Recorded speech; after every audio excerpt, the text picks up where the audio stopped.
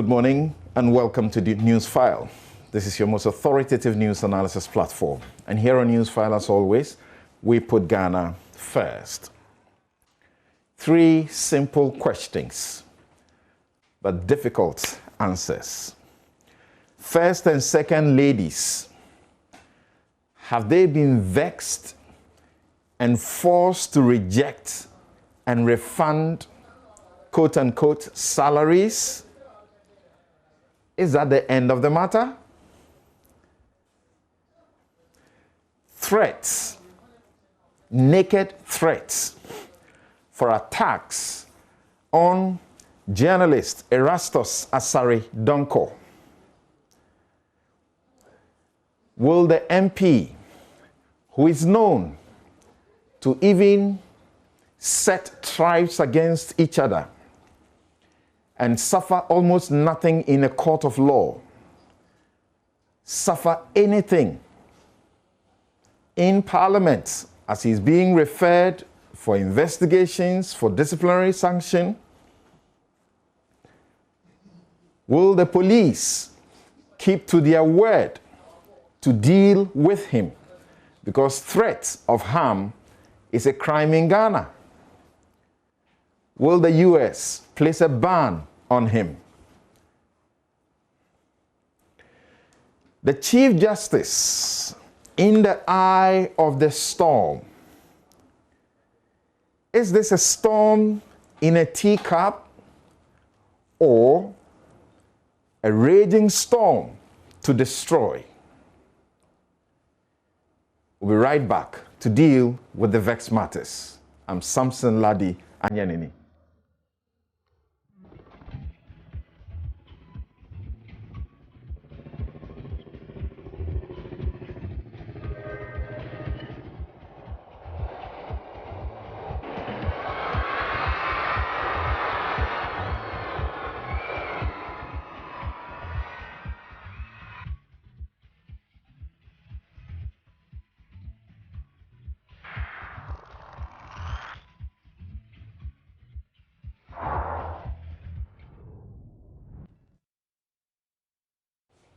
You're welcome back, and this is Samson's Take. The value honesty. The value honesty. Sunday night, I was privileged to join 2 accomplished and respected senior lawyers, Dr. Benjamin Kumbo and Maretta Brew appear upon to speak to students who have just completed their law degree at GIMPA. The consummate academic who has been back at Legon teaching postgraduate law students, chose to speak about nothing but the need to have a value system. He is deeply concerned that many people, especially young men, young people, did not have values they lived by. And that obviously explains a lot of the wrong in society today, including unethical conduct by professionals and bad, corrupt leadership at all levels. Mrs. Appiah-Oppong followed up with her 5H, that is, hard work, humility, honesty, humanity, and humanness. These, she told the would-be lawyers, were essential for a dignified, fulfilling life. I told them if they burn the midnight oil, approach legal practice ethically and diligently, they will enjoy reasonably comfortable lives and make success that impacts not only families and communities, but the nation. Some police officers extort money and take bribes in broad daylight. They take bribes as little as 5 Ghana cedis. And that keeps the service topping the corruption perception index repeatedly. Society paints all police officers with one same brush of corruption. Truth is, not every police officer is guilty of the image-damaging conduct that may deprive this country of the nation-building values that correction and justice bring. The value-led act of a single military officer in enforcing COVID-19 protocols brought praise and goodwill to the Ghana Army. The Immigration Service made a good name when only a few of its officers refused to take bribe and allow fertilizer bought by the state to improve agriculture to be smuggled and sold in Burkina Faso. The value of honesty brings priceless, lasting honor. Though it is the one thing in such low supply in our country today, its scarcity explains why our European donors say each year political leaders cannot account for $3 billion borrowed for development projects. Constable Prince Fojo, he's my focus this morning. Constable Prince Fojo has just received some 11,000 Ghana cedis, including an investment for being honest. He found 2,000 Ghana cedis at a Stanbic Bank ATM and returned it. The bank honored him. 5,000 Ghana cedis of the gift money was from the IGP himself to encourage other officers to emulate National SWAT Officer Fojo's values. Corruption compromises democracy and deeply, gravely hurts the poor. We must never give up if we want roads, hospitals, and schools that don't get washed or blown away less than a year after they have been constructed at obviously inflated cost, so that the politician will benefit. The Constitution commands us to fight it. In the meantime, the IGP says to inform you, police in Ejura and other stations using letterheads with only the coat of arms to stop the practice. What you see on your screens now have always been the only approved logos. You either use the one applicable to Uniform General Police or the one exclusive to the CID. And every station has a CID department. But definitely not the bare coat of arms like the Ejura police had on their letter to Kaka. Take note accordingly. That's my take. Thank you very much. And this program is brought to you by the kindest sponsorship of Bank of Africa, as strong as a group and close as a partner. MTN, everywhere you go. Ashesi University, educating ethical and entrepreneurial leaders for Africa. Robert & Son, seeing is believing. Waylead, home is where you start from. Star Assurance, that's your solid partner. First Code Management Service. Industry, get it right. The new school, knowledge, compassion, leadership. Duraplus, where Duraplus goes, water flows. We'll be right back to introduce my guest and for us to canvass the vex matters for you.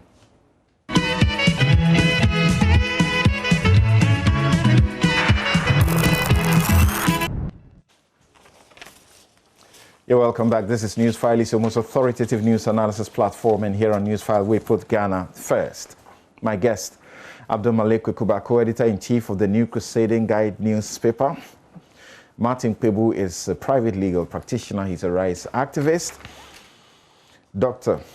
Ken Ashibe is convener, Media Coalition Against Galamsey. Kofi Bento is lawyer and senior vice president, Imani Africa. And Dr. Charles Rekubrobe, Chief Policy Analyst, Ghana Institute of Public Policy Options. Gentlemen, a very good morning to all of you and welcome to Newsfile. Thanks for making the time. Good morning. Right.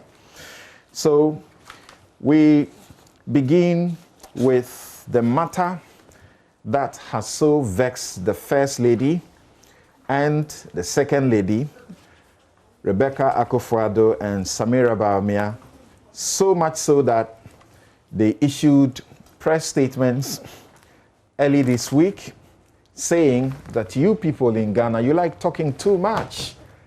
So, and some of the manner in which you have been commenting is not good at all. You make them appear that they don't have the interests of the people at heart. So, take your money. They are refunding your money back to you, and they are not interested in it. I do not know if it includes all the conditions that they are supposed to enjoy now and when they are out of office, but let's get to deal with these. So this is like a continuation from what we started last week. Let me get back to Kofi Bentil.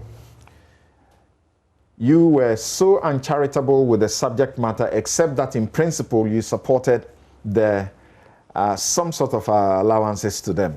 What do you make of the posture of the two sitting, first lady and second lady? Hello, Kofi. Hello. Yes, hello, please. Samson. Yeah, I can hear you.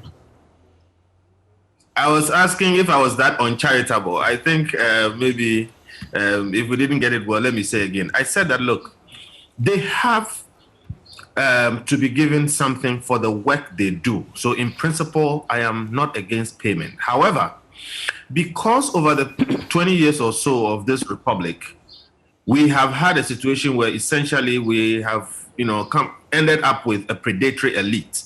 Nobody trusts that anybody is doing anything out of the goodness of their heart. And to that extent, therefore, I said those payments that were made based more or less on discretion will never be trusted by a population which feels abused by its, political class. That therefore means if we are to do anything going forward which people will trust, then it must be compatible with law. And I suggested that the best way out, based on a number of, things that could be done, would be to give the president a spousal allowance, a certain percentage of their salary as spousal allowance, which then will go to take care of these things. Now, what has come out of that whole discussion is the return of the allowances paid to the first ladies. I can understand their sentiments. I absolutely can understand. So this is what the first lady said. Let me read just one paragraph of her statement. She said, the public discussion has been laced with some extremely negative opinions, in some cases which she finds distasteful, seeking to portray her as a venal, self-serving, and self-centered woman who does not care about the plight of the ordinary Ghanaian. Yes. Absolutely. Absolutely. If she was my sister, she was my auntie, my mother, I will feel the same way, because much as we may be having a policy discussion around the issue, we may be having a proprietary discussion, should we do it or not, and how should we do it? We could have had those discussions clean of the suggestions that were made. And those suggestions were made by people who had political leanings and people who did not have political leanings. And as a person, as a noble person, I expect that she will be offended. I did not think it would get to the point where she will return the money, but I do understand why she has to return the money. It, however, does not stop the issue. It doesn't stop the conversation. I mean, on a personal level, she can say, I don't want it. I have a view that we should, if we did it the way I'm suggesting to make it legally compatible, we should get to a point where it is not the prerogative of the First Lady to say, I will or will not do it. Because if we have heads of state attending, a conference in Ghana, etc., whether she likes it or not, for the sake of the nation, she has to perform some duties.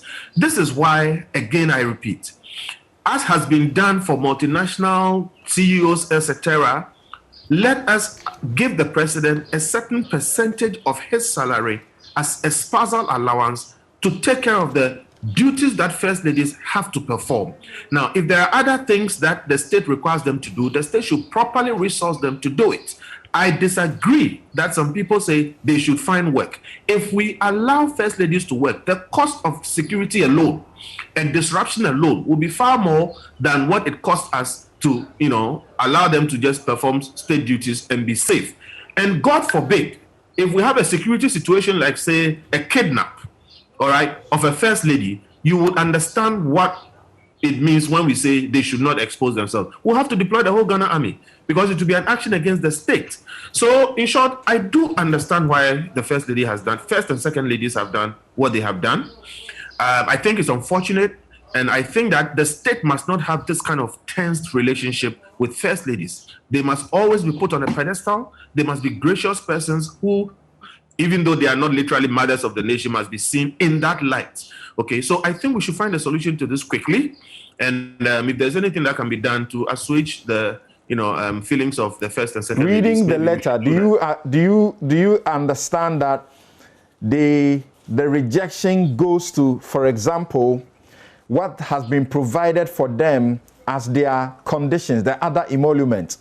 For example, spouse of the vice president.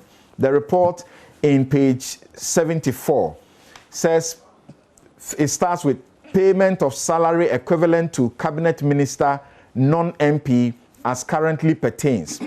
Then, when out of office, payment of salary equivalent to 80% of salary of minister of state, non-MP, if spouse served one full term as vice president, or 100% of salary of a minister of state, non-MP, if spouse served 2 or more full terms as vice president.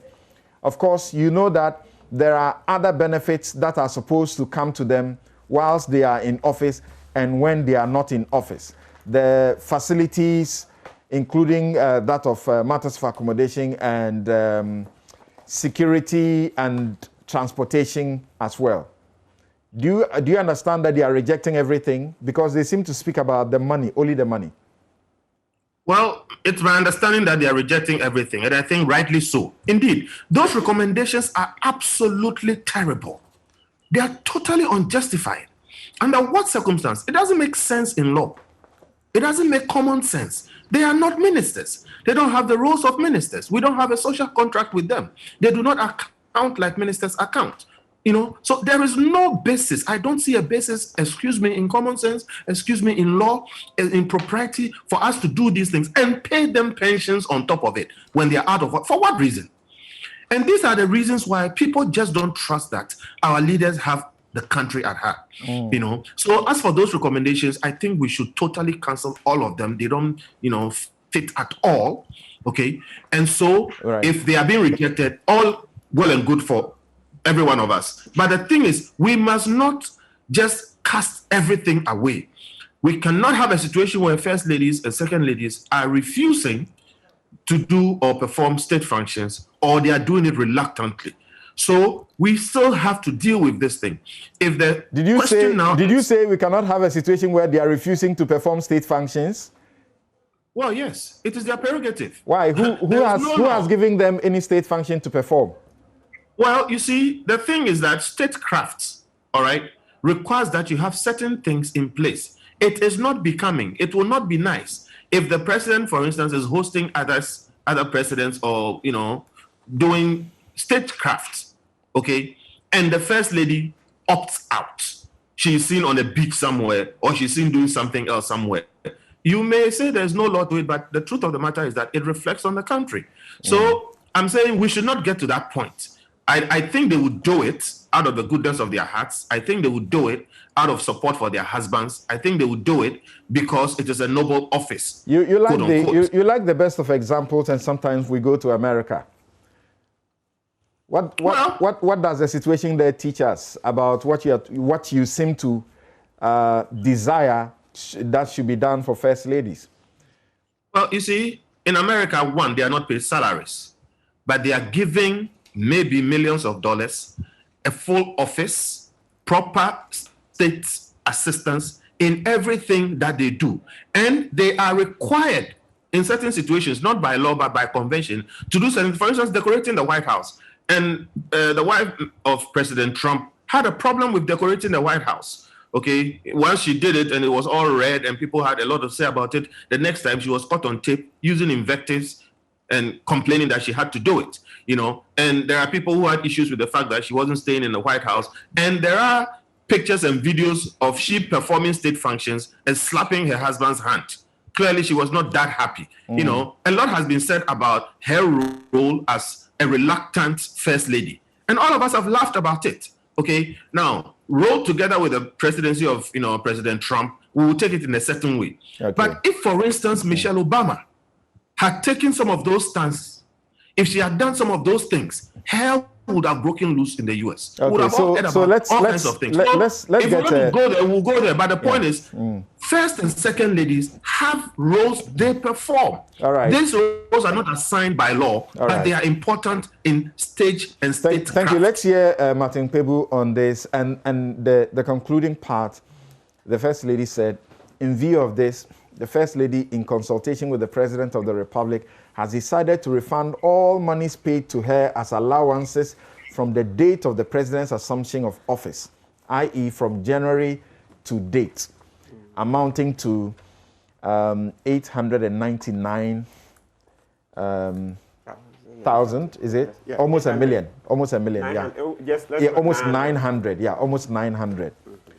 What do you say? Has the discussion been unfair to them, because she says that it's been distasteful? She finds some of it distasteful, that portraying her as venal, self-serving, and self-centered woman who does not care about the plight of the ordinary Ghanaian. And if you have followed, they have started, her handlers have started to show us some of the charity she's been doing.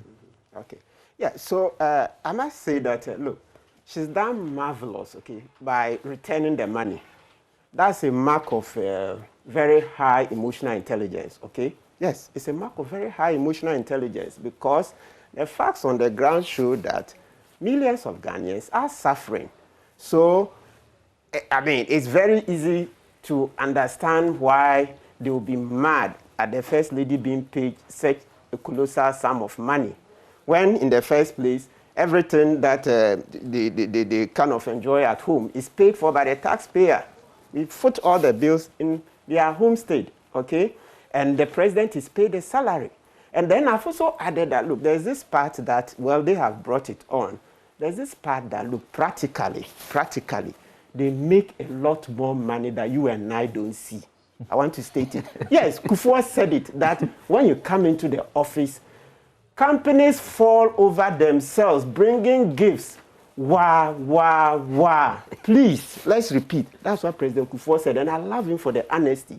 So, look, this debate about this, what do you call it, 30,000 or 40,000, is neither here nor there. They shouldn't have allowed it to fester. No, when we all know practically that companies fall over themselves, bringing gifts, into millions. So, you know, it just shows that there was a bit of poor judgment. I would have rejected that money. If the gifts encourage corruption, will it not be prudent to do this rather and then stop the gifts? Samson, I'm happy you started with if. So if means that this is going to be a very complex debate. You and I don't have enough facts to go in there. Our systems are very porous. We are not yet there. So, and you see today you started with the word honesty. So if we want to be honest, about this topic, millions are made, millions of dollars, not even Ghana cedis. So if you are honest, then you say that this is like a windfall. It's not because you are that intelligent, that's why you make those millions, but it's just by virtue of the position. Companies are willing to donate, they are willing to be associated with your name and the rest. So you reject this paltry sum, say no, please, I don't want to have anything to do with it. That's the value of honesty. Like you say, it's in short supply. Because look, that one, anybody, any day, I would want to debate it. Millions are made, and I'm sure nobody even wants to debate it. She says she's rejecting it because of your reaction. That one, you know what, that particular comment, I don't fault her for it. Let's be very practical once again. The reason I don't fault her for it is that it's normal, you know, she's human, that having received so many invectives, she'll react. I don't fault her for 1 second on it. What I'm lauding today, what I'm most happy about is that she's recognized that they are enjoying too much, way more than the ordinary Ghanaian, and so she will return the 900,000. That is what I'll praise her for. That's been very practical. She's done well. Yes, because it's just so unfair. If you read the Professor Yan Tiamwa committee report, You would see throughout from page 1 to the end, they kept repeating that Ghanaians are unhappy. Ghanaians are unhappy about the salary disparities and the money that what do you call it, that's made from the presidency to MPs and all that. And the addition of presidential office holders, the staff at the presidency, you know, through the Presidential Office Act, Act 463, through the back door, we've added hundreds of public servants onto the Article 71 list. Do you see it? So, and then Law Reform Commission, they've mentioned other examples. So what I'm saying is that when you read the report from the beginning to the end, you see that the committee kept reiterating, even Yana at a certain page. You find that, is it page 35, that the Yana, you know, they made consultations. They consulted a number of eminent persons. Yana said, well, as you are thinking about raising the salaries of the president, the ministers, and the rest, don't forget the nurses and the teachers, without whom we will not have health and education, and this country will be the worse off for it. Okay, so when you go through the committee report, you would be left with one fact, one impression that, oh, this is a case of you scratch my back, I scratch your back. You see, so the committee is done in such a way that Parliament will approve a hefty sum for the presidency, then vice versa. You see, because they themselves, you know, because it's a committee, they come with recommendations. They've shown that in trying to approve, then the presidency will vary the terms and the recommendations. You see it. So what is implemented is not exactly what is given in the committee. Okay, right. So coming by wrapping up on this, look, the First Lady has done extremely well by recognizing that, look, the disparity is just too huge, so she will give up the 900,000. Will allow the Second Lady too for doing the same. She should soon bring it. So Samira Baumia, she's also said she was going to refund. She has consulted with her husband, and she was going to refund everything, but ended by saying that she's committed to the services of the nation to deliver humanitarian interventions and initiatives in the areas of health, education, and economic empowerment. These Excellent. Are the things that they do. Excellent. My last comment on it. So, yes, that's perfect. Oh, as for that one, they've all been doing it. They've all been doing it, and we are happy, okay? We are happy for it. It's good, all right? But let's bring in this point. I think at the beginning was a point made that the American First Lady could have made millions of dollars. I don't think that's correct, because even the American president receives $400,000 per annum. That's a salary that was, the last time it was reviewed, I think it was about 93. Then he has $100,000 for traveling allowances, then $50,000 for expenses. So I don't think the First Lady will be able to make millions formally. They make the money through book deals. When they leave, the speeches and all that, that is where the money is made. But whilst in office, it's not that rosy. The First Lady, the American First Lady, can't make millions. It's a traveling allowance. Right. And the clothing, people, designers donate. So they use the clothing, and then afterwards, the clothing are taken away and kept at National Archives. Isn't that funny? No, it's good. That's their culture. We also aspire to get there. And the First Lady, in this case, Rebecca Akufo-Addo, has shown the way. By rejecting this money, I believe we are going to develop a convention around it, that the First Ladies will not take that direct salary. The TUC issued a statement, and I'm going to Dr. Charles Rekubrobe. Thank you so very much for making the time to join us on this discussion. The TUC issued a statement, and its biggest problem was with dealing with this under Article 71. For people who have no business under Article 71, because the Constitution doesn't mention them at all. And for calling it salaries, and the TUC takes time to define what salaries are supposed to be. It must be for a job holder. You are not holding any job, no job description giving you. So there is absolutely no basis for that.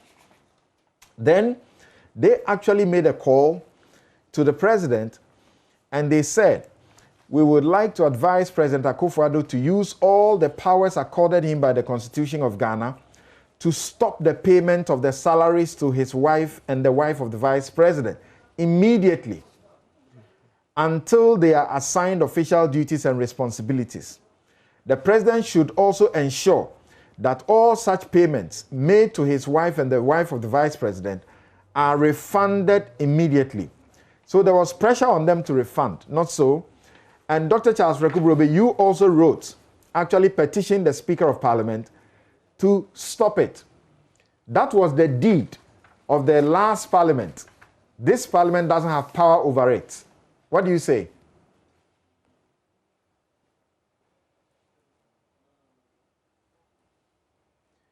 I believe Parliament succeeds each other, and specifically the current Speaker or the Father of the House of the last Parliament, and the minority leaders and the majority leaders have not changed and were obviously intrinsic to the decision. My petition was not specifically to the First Lady, but I didn't understand in what circumstances Parliament had passed these recommendations, which on the face of it look probably unconstitutional. We've always had a situation in this country where the offices of First and Second Ladies have been supported at great cost to the state. You know, they are provided actual buildings, vehicles, staff, etc., all of which have been charged to the president's budget. And there's been no real worry about it. But the suggestion that they should then be paid personally, I think that was offensive in many ways, apart from it being unconstitutional. But if I could say something, the Intiam's committee actually said, regularize this by bringing legislation to cover it. I have not seen any legislation that has been put forward before any kind of payments were made. So for me, that was the worry, that the informality which had surrounded these things for years was being repeated even in taking action on the matter of the current payments.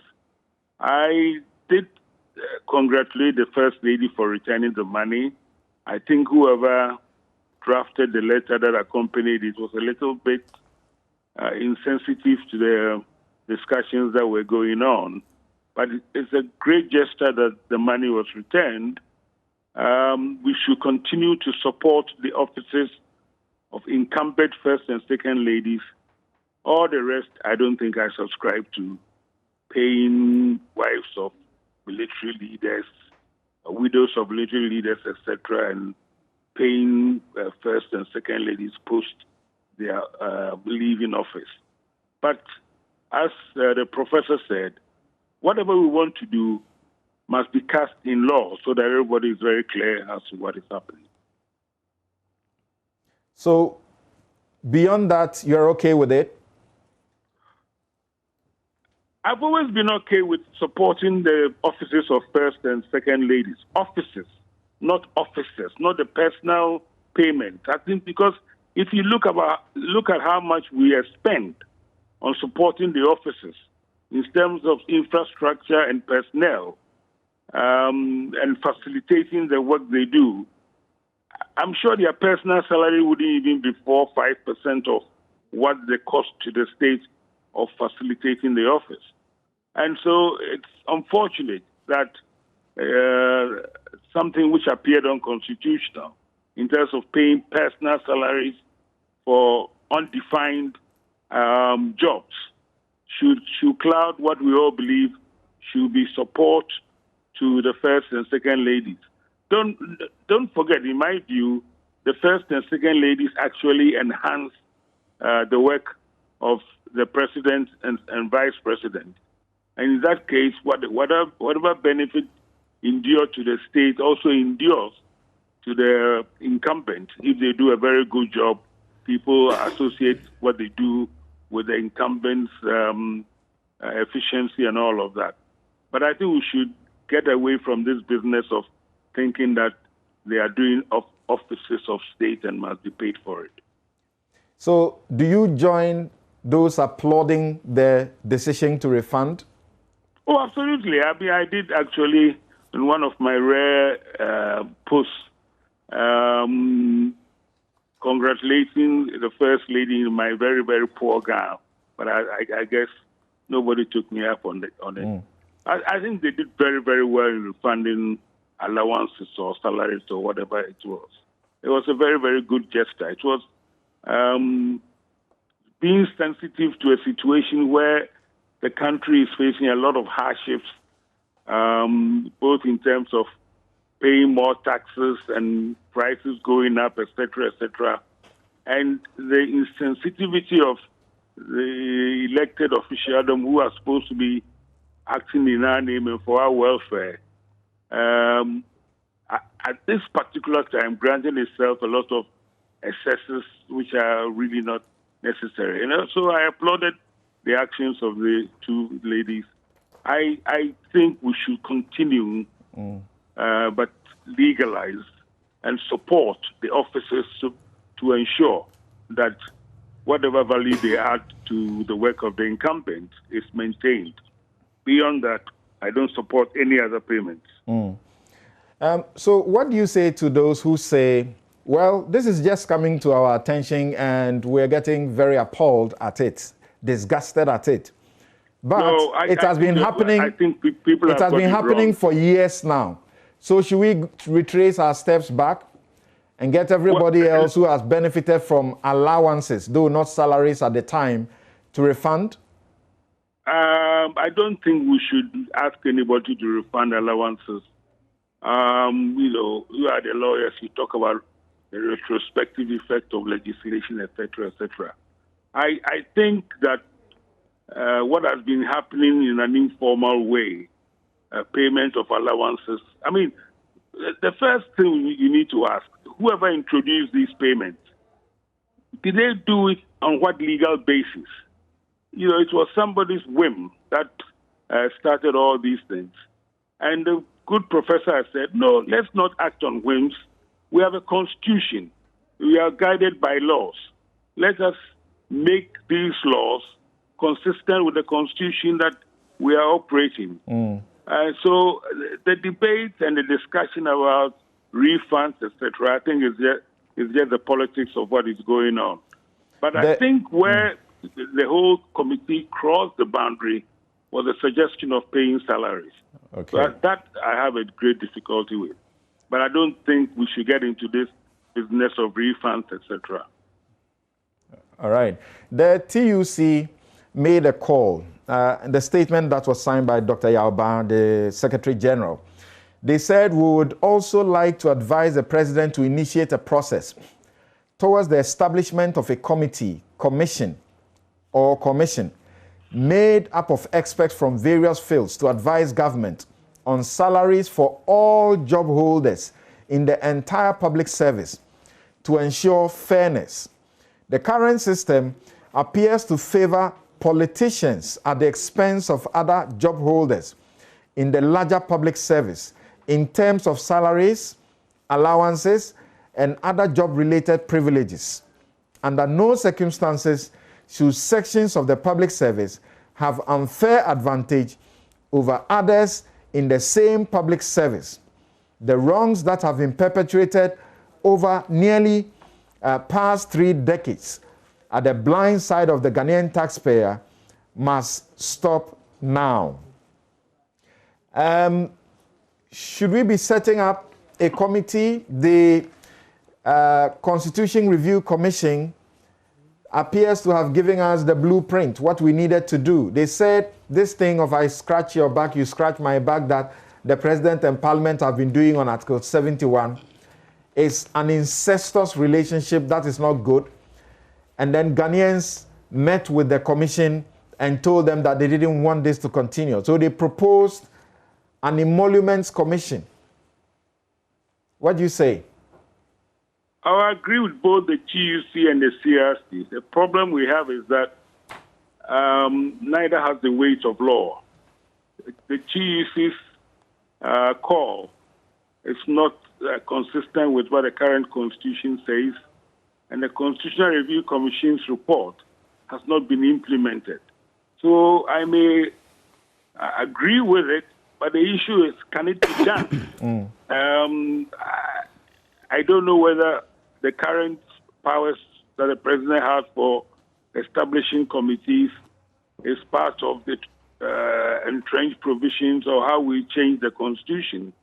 But on the face of it, I favor all those things. Okay. But can it be done in reality? All right. Maybe it's time that we actually either set up a commission to go through the CRC's report and try to implement it as necessary. But all these good things, it's one thing calling for it. It's another thing being able to do it. All right. I suspect a charitable president will expand the limits of their powers to ensure that maybe the current commission or committee that they establish, just as they asked that the Chiama committee to look at how they regularize payments to former first ladies, they could also, after all, the committee is allowed to look at any other things. They could also smuggle in looking at relativities between elected officials and the general public, etc., etc. That's the only way that I can see it being done now. But in general, it's a good call. All right. A good recommendation from CRC. All right. But then Dr. Rekubobe asked a question. If you can help us quickly before Kokubaku comes in. The TUC's call, set up a committee or commission to review salaries of all public sector workers. Can it include Article 71 beneficiaries? So strictly going by the Constitution, no, because under Article 71, it's an entrenched provision. So among others, you need a referendum, which will cost money. But Sam, let's not forget, we can also develop conventions, practices, and usages. So you can see a black and white letter of the law, but the people see that this law is inimical. So they will develop their own conventions around it. Let's take, for example, when President Rawlings was in power, when he fell out of Accra, they amended the Constitution so that the Vice President will not chair the Police Council. So there's an act, right? But as far as I understand, subsequent governments have allowed the Vice President to chair. Is that not so? Uncle Kweku, is that discretion, yeah. Excellent. So that's a convention we are developing because you see, the Supreme Court is inundated. And also, if you are talking about going for a referendum, it's going to cost money and all that. Let's develop conventions. All of us, we are very angry that, look, Article 71 is inimical to our development. We want to cut down. So we all can agree that, look, let's put this committee in place and it will do the job. Unless by an amendment, and like you notice, Chapter 8 is under... it's an entrenched provision, so you have to go for a referendum. Yes. Unless by an amendment through the lawful process, can a president decide that a commission looking at public sector wages in general will do an addition of Article 71 because I allow it, because they have the power to choose the committee, set up the committee. Yes. So they can say that committee should include it, and that'll be fine. But how will that bind the next administration? So that's why I said it can, because don't forget, in all of this, as we keep talking about the law, there is a stronger force, which is the political mood. Right. So when one president has been in office and he's set up a committee that has reduced this and made the people happy, the people will not allow you to come and throw it out. So there's that political mood, the public opinion, which is very weighty, stronger sometimes even than the law. Because that's how come sometimes you see that there's a clear provision, there's a crime. But depending on how public opinion is going, even the Attorney General will not dare to prosecute, right? Yeah, so let's utilize it well. We want to develop conventions, practices, and usages. It's not every time that we should spend millions of dollars going through a referendum. Let the president appoint. And you see, even in the Constitutional Review Commission, they said that the appointment itself, it doesn't give the committee the independence. So we should come up with another way of getting the appointment done. The president can see the power. That, look, I want to invite CSOs, the religious bodies, and the rest, come together, put your heads together, bring me 5 people, and I will appoint. It's done. The president should give up some of the power, because this constitution is too lopsided. Everything ends up on the desk. And that's a complaint of the TUC. Excellent. Of course, they would look at, for example, Article 24 of the Constitution. And it says, every person has the right to work under satisfactory, safe, and healthy conditions and shall receive equal pay for equal work without distinction of any kind.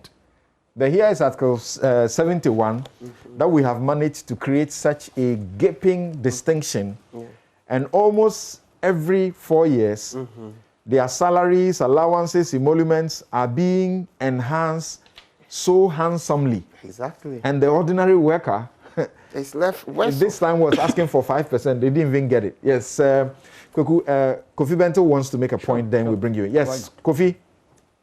Yes, so quick point. One, I don't share the fear that Article 71 is so difficult to amend because it requires a referendum.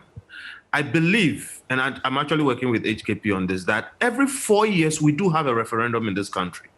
And so what we should do, maybe CSO and everybody, work hard to make sure that the question of reviewing Article 71 is put on the next election. And then every 4 years we review any other entrenched provision that we need to review. We've had 6 or so chances to do that. So that is one. Why we need to do that, I agree with everybody. Article 71 is obscene. It is one of the threats to this democracy. And everybody agrees that it is wrong. I think there's a solution to this. The solution is all those people at Article 71 can get a certain multiple of the minimum wage. If the minimum wage is 1,000 cedis, we can give them 10,000 times of the minimum wage. That way, it will adjust itself automatically as the minimum wage adjusts. But that's just an idea. Can you imagine, Kofi Bento? Can you imagine a justice of the Superior Court working their can I say that? Their ass off. Samson, they have other allowances. And they are writing judgments. They have sleepless nights. They are reading books upon books. And then a first lady. Their basic wage. Can I just ask the question? And then a first lady is getting paid, or a second lady is getting paid far in excess what somebody who is putting in this kind of work earns. Can you imagine what it is? Allowances. Okay, we are talking about their basic wage. Their allowances, etc., will be determined within each institution. So when we are talking about reviewing it, we don't have to have a situation where every 4 years you have to set up people and then it goes up and then all kinds of things are added. No, I'm talking about the moral thing about it. Is there not a disincentive that just for being the spouse of a president or a vice president, you get so much, everything at your beck and call, and then people who are working and sweating it off, you know, at a level which is equal to the president or even more, because the president has 1,000 people working for him, and some will say presidents really don't do anything except, you know, decide if this is good or it's not. So is that fair? Does that keep the system together? First ladies do work, and that work must be compensated for. The point I was speaking, which I think my brother Martin didn't get, was that if you take the other places like the US, they are not paid, but they get over the 4 years millions of dollars of state support in office and other allowances to help them do their work. Our first ladies get the same, don't they? Exactly. Our first ladies get the same, don't they? It's the same. Well, but the point I'm making is that they are entitled to something from the state to assist them do the work that we need them to do. But that is not what we are proposing as in paying them. All right, thank you very much. Let's have Kweku in now. Yes, Kweku. Yeah, see, it's my understanding that the TM1 report is yet to be implemented. That's my understanding. Yeah. So the issue of whether they pay salaries as recommended by this committee doesn't arise. They have not been paid. What are they refunding? Allowances from 2017 to 2021. The last bit of the payments that have been made in 2021 is January to March. Allowances. It's a fact that normally you come into office, you do almost the entire 4 years. It's when you are going out that you do the review, and then you get a back pay. So you top it up. So this would have been topped up. They would have gotten top up for it. Would have been. I'm saying, as we speak, it is my understanding that the salary, the Intiamwa Bedu report is yet to be implemented. That's the point I am making. Though it has been approved by Parliament. So there's an approval by the legislature. There is not an operationalization of that approval by the executive. The focus is still on the allowances, which began, we all know, from the year 2000, backdated with effect from 1997, January. So we'll be living with this reality for many, many years as the TUC recollected. Yeah. And what I found interesting is that all the committees, we had 3 Chinrihesi, Green Street, we had 2 Chinrihesi, that's 5. Then we have a Ramadi, 6, and then 7, this one. I take out the Yamsen one because it was of a certain peculiar character. Each of those committees, if you read their reports carefully, raised some of the issues we are raising here. The disparities, the distortions, the relativities, the inequities. None of them was unmindful of that key issue. And indeed, almost all of them, beginning with Chinrihesi, went back to look at all the committees and commissions that we had constituted on wages and salaries over the years. Chinrihesi went as far back as 1950, the Library Commission.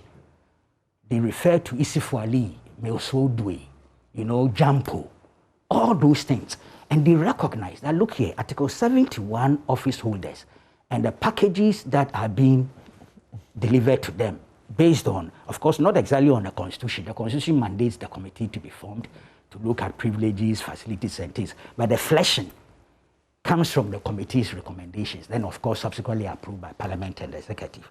They recognize the fact that this is a challenge, that there's a section of the Ghanaian public service that will not be too enthused about Article 71 office holders and the benefits and privileges that come with it, and actually go forward to recommend doing things that can bridge the gap. It's the same sentiments being expressed here. It's an honest admission that there is something, the gap is too huge and must be bridged if people are to continue having confidence in what the Constitution prescribed. The issue about first and second ladies, what do they do, what do they don't do, is also like an issue out there. But I think gradually, listening to my friend Dr. Broby Tarzan, he doesn't mind me calling him Tarzan, and Kofi, and even here, you see that gradually we appreciate that they are not just sitting somewhere doing absolutely nothing. And I'll give you an example. This is a letter dated 21st December 2009 from the office of the Vice President, then President Mahama. Maybe people have forgotten. When an office was located to his spouse, Lodina Mahama, there was chaos. People were arguing left, right, center, why give? It didn't make sense. The noise, didn't make sense. President Mahama then wrote this letter to Shraj, the Human Rights Commission. I'll pick some excerpts. He says, Bungalow number C2 of this first... Is dated when? This is dated 21st December 2009. Signed by John Dramani Mahama, Vice President of the Republic of Ghana. Copied to the President, the Chief of Staff, the Honorable Minister of Works and Housing, the Attorney General and Minister of Justice. And also to a newspaper editor, Searchlight newspaper, because they were leading the argument that the second lady did not deserve. This is what John Mahama said. He says, the said property, the first off Circular Road, which was one of the bungalows on the list, was allocated to Mr. Senti Bafuboni, who declined and expressed a preference to continue living in his own house. The said property was subsequently released to my wife for use as an office for receiving visitors and continuing her public charity and humanitarian work. This decision was informed by the fact that following my being sworn in as Vice President, my wife has been compelled to adjust into a new role in respect of invitations to carry out various public activities, including receiving distinguished guests such as Queen Mothers, spouses of ambassadors, directors of NGOs, orphanages, and other such visitors. We continue to live in our private accommodation because the official residence of the Vice President requires extensive rehabilitation and will take a while to complete. A charity office in our private home was therefore not going to be adequate for the large number of guests calling on her without gross intrusion on the privacy of the family. Then he goes forward and says, it is worthy of note that our Constitution creates no formal role for spouses of the President and the Vice President. Our societal expectation and demands compel them to engage in certain public activity which are not clearly defined or covered by any guidelines. So he proceeded to ask Shrad to help him. As a person who holds dearly the tenets of our Constitution and ethics of the conduct for public officers, I believe your organization is the best suited to offer advice and direction on this matter. This is just to illustrate the point that they indeed do something that requires that the state should offer some support. And indeed, if you go to Chinrahesi at Green Street, 1998, that was the first time the executive expanded the terms of reference of this committee and said, take a look at what can be done for spouses. I think the argument is not about that they don't do anything. The argument is that we should define a role for them. Yes. And I'm giving hints. As for work, they do work. But the thing is that they are not assigned any role by any law. That's a fact. And we are a country of laws. We operate by law. But that's the point. I'm going to make that argument. In any case, if you have to pay them anything, it could be allowances, but not salaries under Article 71. Because Article 71 doesn't mention them. You are speaking my language. Okay, I believe in that. Okay. I've said that many times before today. All right. And I believe last week I said so. And indeed, all the committee reports here, starting with Green Street 1998, I think I read it last week, said that these spouses are not recognized by law. Either the Presidential Office Act or the Constitution. Right. They are alien to Article 71. That's a fact. That's a given. And what we have been doing is this point. That's what is illustrated. That, look, so why do we give them offices? Why do we give them money to run the offices? Why do we give them transportation and money to run it? They are not recognized by law. But we recognize that they play a certain role and that we should do something about it. Look, allowances versus salary, for me, it's a non-starter. Exactly. Because both come from the public funds. Yes, that's it. And if they are alien to the law or to the Constitution, you cannot justify that give them allowance but not salaries. Indeed, both should go for a zero option. It means they don't deserve anything, not a peswa from the state, if we are going to go for a zero option. But we all know, we are being realistic. And we are saying that, look here, in spite of the fact that they are not recognized by law, and that's why in Tiamwa, and not only in Tiamwa, even this one, Ramadi, they also said formalize, regularize, because they all were recognizing the fact that we are doing this thing in a legal vacuum. There's nothing backing it. But we are doing it because we think, oh, look, let's be sensitive. Let's be, sensible, this. But there's no legal basis. Yeah, so that's the only problem that has brought this up. Because, but the problem was there already. The attempt to put them under 71 is what has brought the problem. Go and check all the... Because there's never been a problem with it. Oh, no, because people didn't realize it. Because nobody took attention, was vigilant enough to look for it. Yeah. But it was there. All of them is there. See, let me read this letter for you. This is a letter signed by Kojo Mpieni. It's dated 23rd December 2004. Payment of allowances to certain first and second ladies and spouses of ex-heads of state through government. In accordance with the directive in this office, letter number so-and-so of July 17, 2000. His Excellency the President has given approval for the release of an amount of 2,352,971,800 cedis to pay the arrears, listen to arrears, of allowances of sitting first and second ladies and the spouses of ex-heads of states through government as per the computations attached. The payments to the sitting first and second ladies cover the period 7 January 2001 to 31st December 2004, while those to the spouses of ex-heads of state cover the period 1st April 2000 to 31st December 2004. Your ministry is authorized to take the necessary steps to put the decision in effect and to have the payments mechanized with the effect from January 2005. Right. The bottom line argument I'm making is that spouses are alien to the Constitution per Article 71. We are saying so. So why even think of giving them offices, vehicles, and allowances from the state coffers? Why think so? There's no legal basis, but it was a humanitarian. That sensitivity, we all say, oh, these people are doing something. That is permissible. But to try to elevate them to permissible Article 71, by law? Yes. Which law? Because it's permissible. Which law? Because it's permissible. I don't get it. Which law? See, and check all the reports. Check the facilities, the table that come with the facilities and privileges. Spouses are mentioned in there. When they are in office, there are few occasions when the president is out of office, spouses are also mentioned to enjoy that benefits.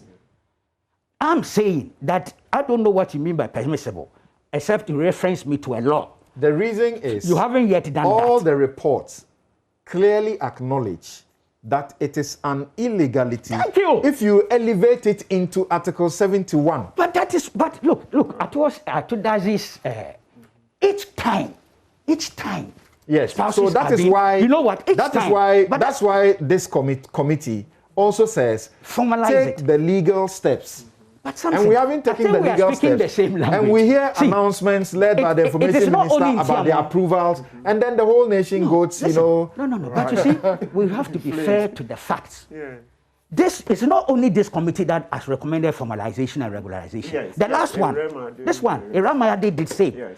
And actually pointed to the fact that this thing happening, there's no legal basis, there's no constitutional basis. And I think that one we all now agree. I'm not sure there's anybody out there. Okay. But I'm saying if the bottom line, and Atudazi's 16th August 2000 letter, actually it makes the point. Let me read the first paragraph. It says, His Excellency the President has approved proposals from the Green Street Committee on salaries and emoluments for specified persons in accordance with Article 71, 1992 Constitution. The proposals, which have been endorsed by Parliament and Council of State, include other provisions, the following: the establishment of an office and payment of appropriate stamp duty to the spouses of President and Vice President of the Republic during their tenure, the provision of allowances and proper upkeep of the spouses of the President and the Vice President, as well as surviving spouses of ex-heads of states. This includes provision of domestic staff, security, and transportation. The point I'm making is that it's only the time when we are discussing Article 71. Check the committee reports, check the cabinet documents. It's when the spouses are brought on board. Definitely. But we agree that they don't belong there. Okay. But that's the practice. All right. And so my position is that if they are alien to Article 71, which indeed is the case, whether you're paying salaries or allowances, which is coming from public funds, I will question it. Bottom line argument. Otherwise, as my brother Mighty was saying, let's develop some conventions and see how we can use the conventions across board to accommodate them. It goes back to Parliament. Look, Parliament has the power to move a motion for rescission of what they have approved. The fact that it's the last Parliament, I don't think falls in the context that Parliament changes, and so they have to bring it back then. You read from it, okay? We have an instance. 2000 please, let me just finish. 2017, 5th January, Parliament sat to actually review with the motion of this Irama Ade committee, because through Samson, it had come, and then I think, yes, Irama Ade and another one, this one. It came out that retired presidents should not be given residential accommodation. And Parliament voted December 2016 on that. January 5th, Parliament came back and said, look, it was an inadvertent omission. We shouldn't have approved that recommendation. So Parliament went out of its way, moved a motion, and deleted the point that we shouldn't give a retired president a residential facility, and inserted it. So they have the power, they can do that. Or the court, those who have gone to court, perhaps may end up helping. if the Supreme Court rules on the constitutionality or otherwise of this matter, that may be another solution. Right. But as we speak, if Parliament is minded to go back, somebody can move a motion for rescission. All right. Thank you very much. This has been Newsfile. It's your most authoritative news analysis platform. And as always, here on Newsfile, we put Ghana first. It's brought to you by Bank of Africa, strong as a group and close as a partner, MTN everywhere you go. At Chelsea University, educating ethical and entrepreneurial leaders for Africa. Robert & Sons, seeing is believing. Waylead, home is where one starts from. Star Assurance, your solid partner. First Code Management Service. Industry, get it right. The New School, knowledge, compassion, leadership. Duraplus, where Duraplus goes, water flows. We'll be right back to ask questions about what may happen to the MP who has been saying some things. Not new, but it does appear we are paying attention to him one more time. We'll be right back.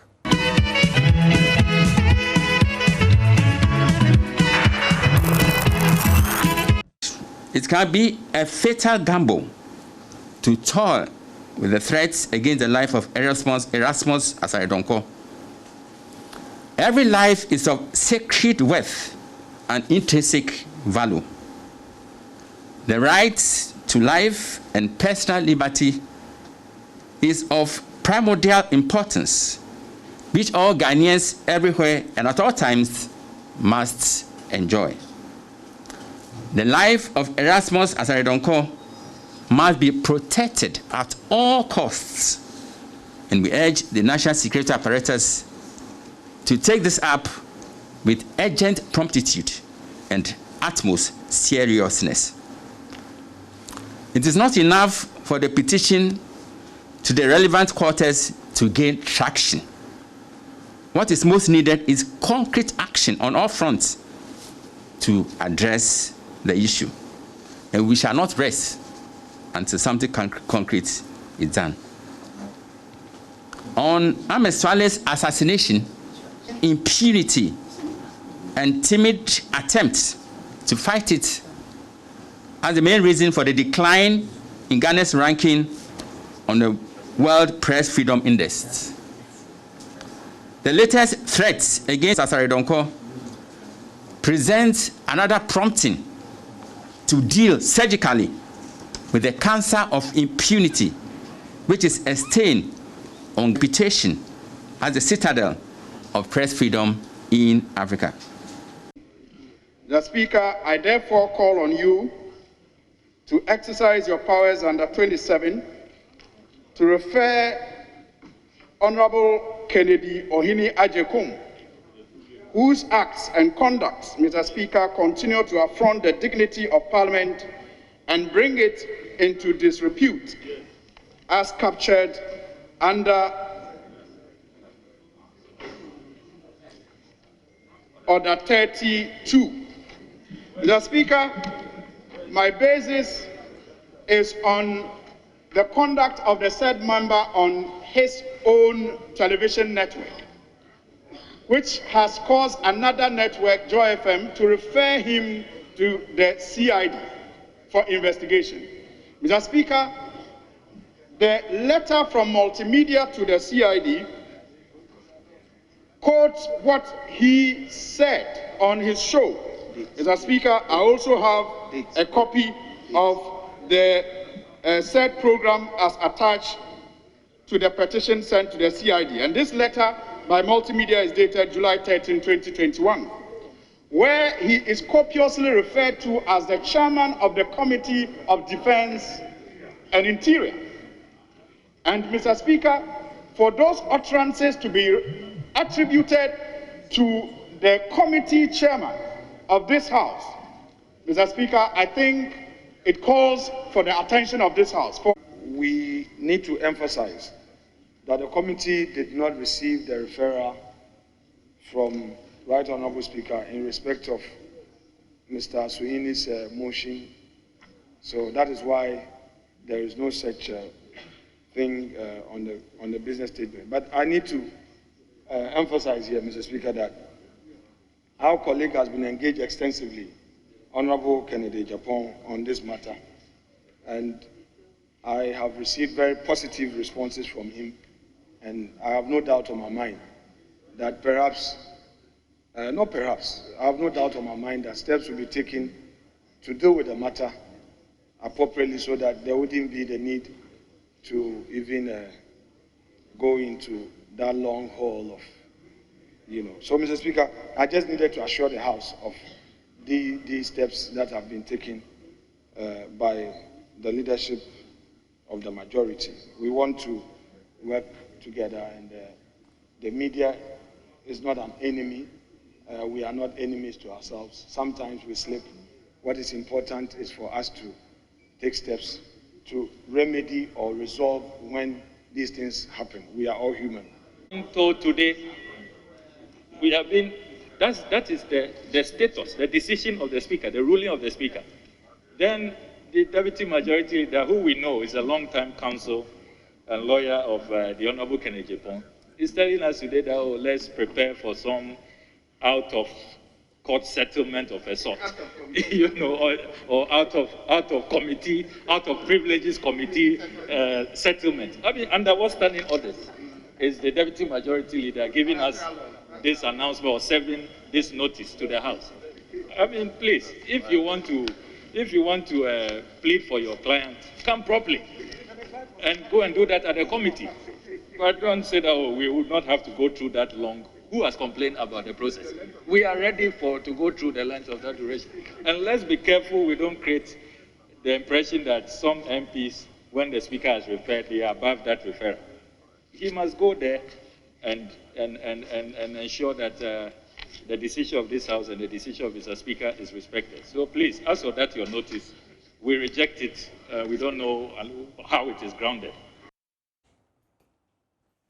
So in the House of Parliament, you had Al-Hassan S. Suhini, MP Tamale North, who brought the conduct of the MP involved to the attention of the House, and the Speaker appropriately referred it for consideration. You also had Alexander Afenyo-Marking, and then Samuel Okujeto Ablakwa. Earlier, Roland Afelmoni of the GJA led various media groupings to give a statement, almost in a similar fashion as when the MP issued similar threats against Ahmed Swale. So, if you have not had the benefit of following or listening to exactly what the MP has said, unfortunately, we do not want to, as it were, play that voice. And it may actually be the last time you ever heard it on any of our platforms, encouraging impunity and lawlessness. So forgive us that we are not able to play it back to you. He had called for Erastus Asare-Donkor to be beaten seriously. Those are the words he used. He said we should beat the hell out of him, and among others, also said that if he were the president, he would ensure that he was beaten mercilessly.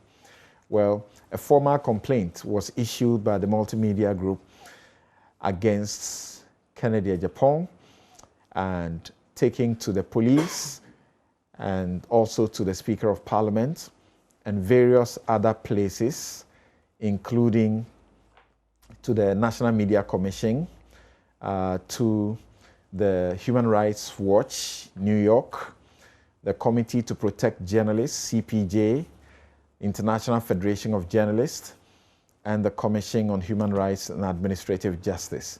There is a petition that is gaining a lot of traction for the US to issue a travel ban. He suffered a bit of it some time ago and he was very unhappy.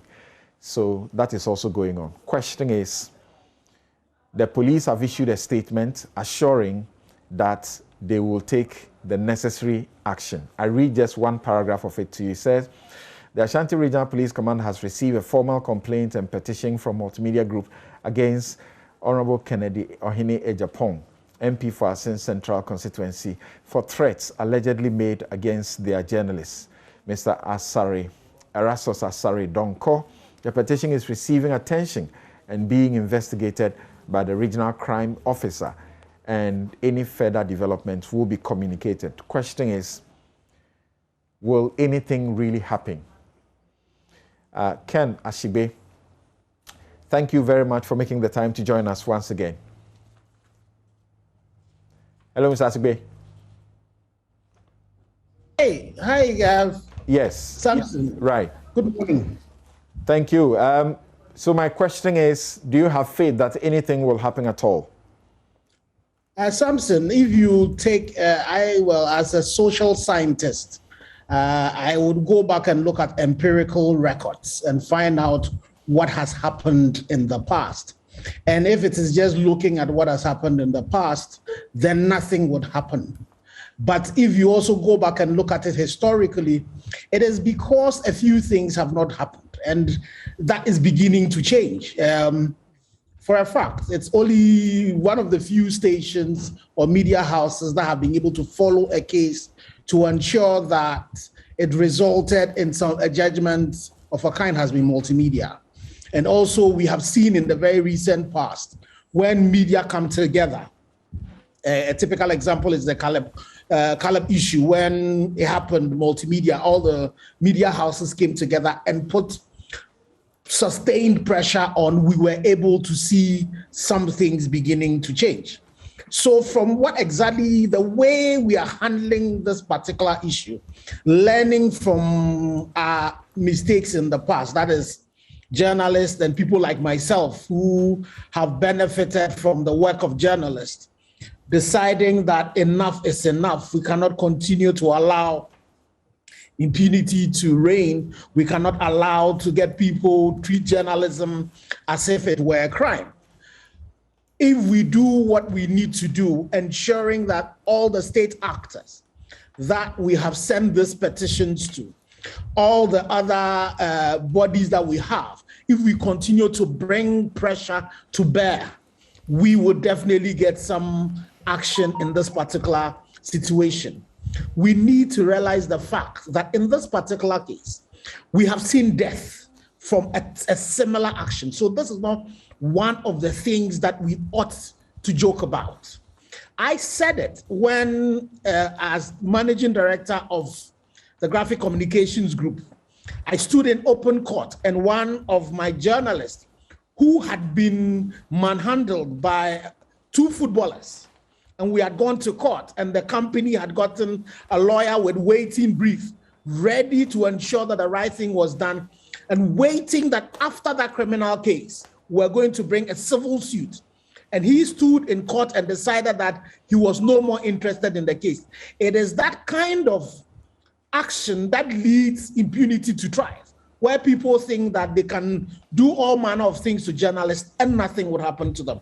But once we begin to change our drumbeats, once we begin to let people know that all of us, and it's not only journalists, because we should bear in mind that if journalists are not allowed to apply their trade as dictated by the Constitution in Chapter 12, where they are supposed to hold leadership to account, and that would require an environment where they are free to do their critical journalism, then it is all of us our rights. Because even for this current member of parliament, when the system is against him, you would find out that most of the time that the estate of the realm that they run to is the fourth one, is the media. So it is very important for all of us as Ghanaian citizens to ensure that the right thing is done and to make sure that we go through due process, because we are a country of law. So he also has his right, but we need to push and push and push to ensure that the right thing is done. Samson, let me also remind all of us, as we speak, there is Pius who was shot during the elections, and by a gentleman who is supposed to be a national security operative. The first surgery that was done to him has failed. He has to do another surgery. But that particular case has gone to court severally since the elections. And every time it's been adjourned. So it is going to be very important for all actors, all people who believe that they are citizens, to say that we need to keep the pressure on to ensure that this particular complaint that had been lodged, we see the end of it. We are only going to get good results if we are determined in our zeal to ensure that the right thing is done.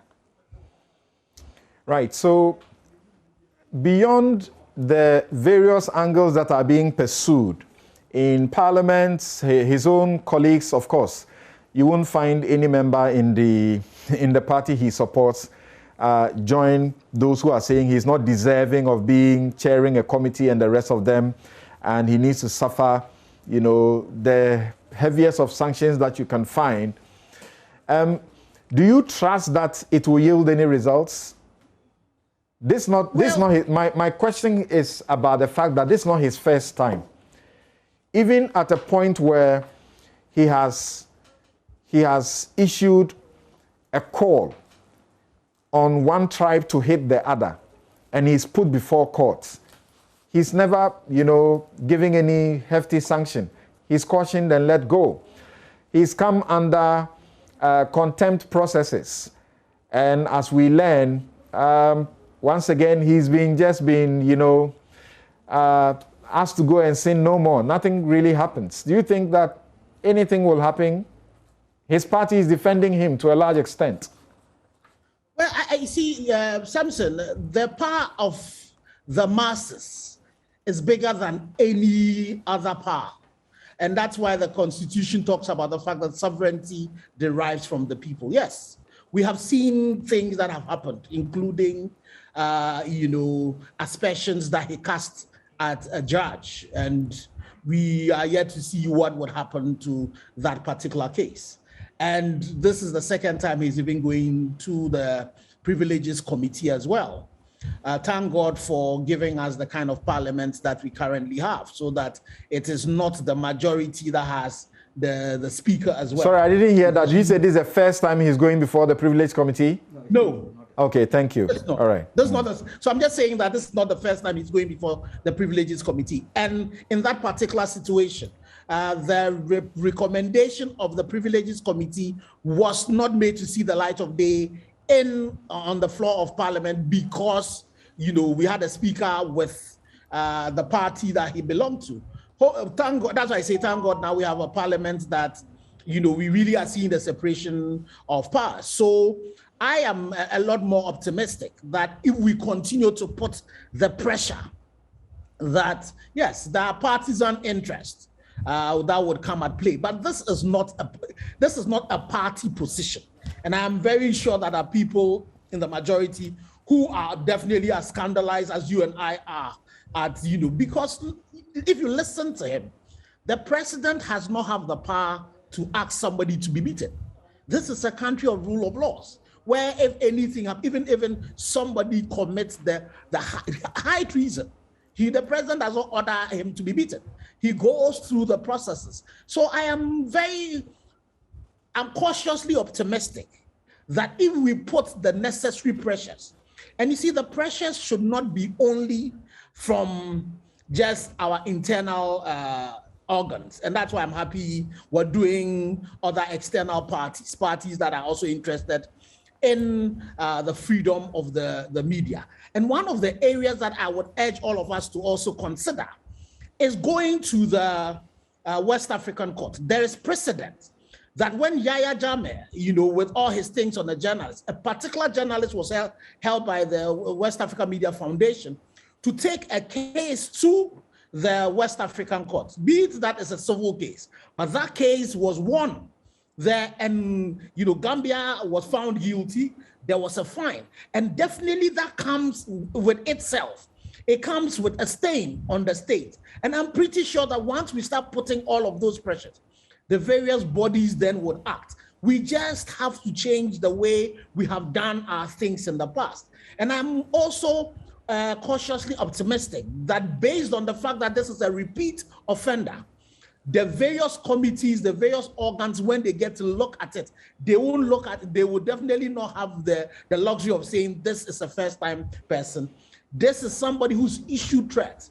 And I'm not saying that he carried the threat for Ametuali to die, but it was subsequent to his threat. Yeah, so that's a part of the question.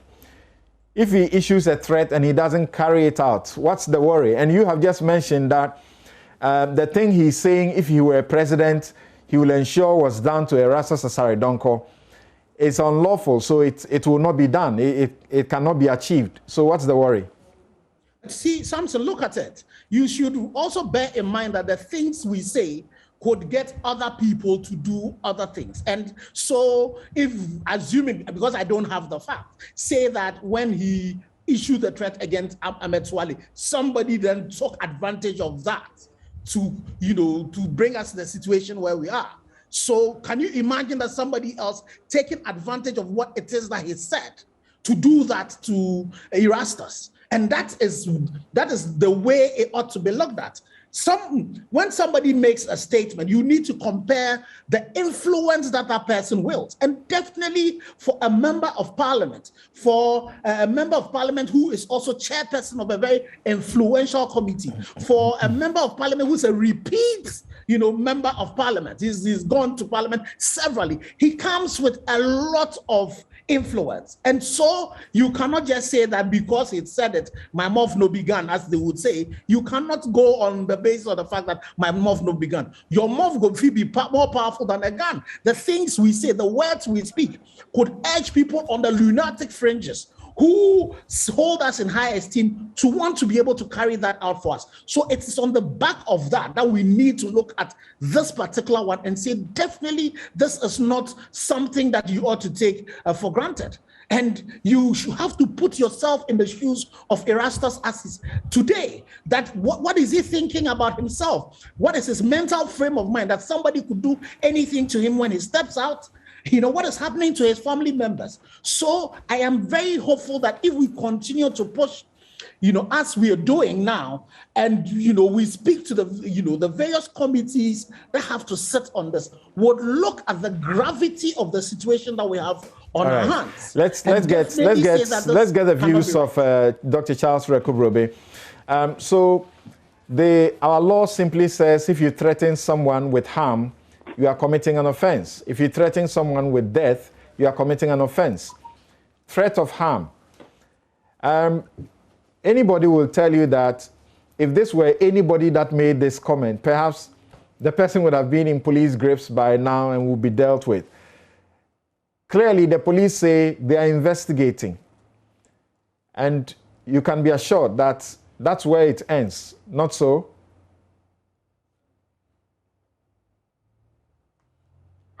Are you talking to me? Yes, please. I'll put it in two contexts. First of all, I think the police must offer full protection to Erastus, given what had happened before when such utterances have been made. So I expect to see the kind of protection that has been given to Manasseh, of full police protection. As to what will happen subsequently, I'm not so sure. But if I can expand it a little bit, the MP said if he was president, I think that should have been an opportunity for the president to say that I am the president and I don't subscribe to what you're saying. On the whole, the reaction of the powers that be has been tepid. I mean, I heard the Deputy Information Minister, who I hold in very high esteem, give a very unacceptable statements talking about committees, etc., etc. I think it's important for all of us to sometimes put aside partisan interests and say that this is wrong, patently wrong. But when we always send a signal that there is a party position and then there's another position, then I think we are doing our democracy and our people a lot of wrong. So I expect the president, in the same way that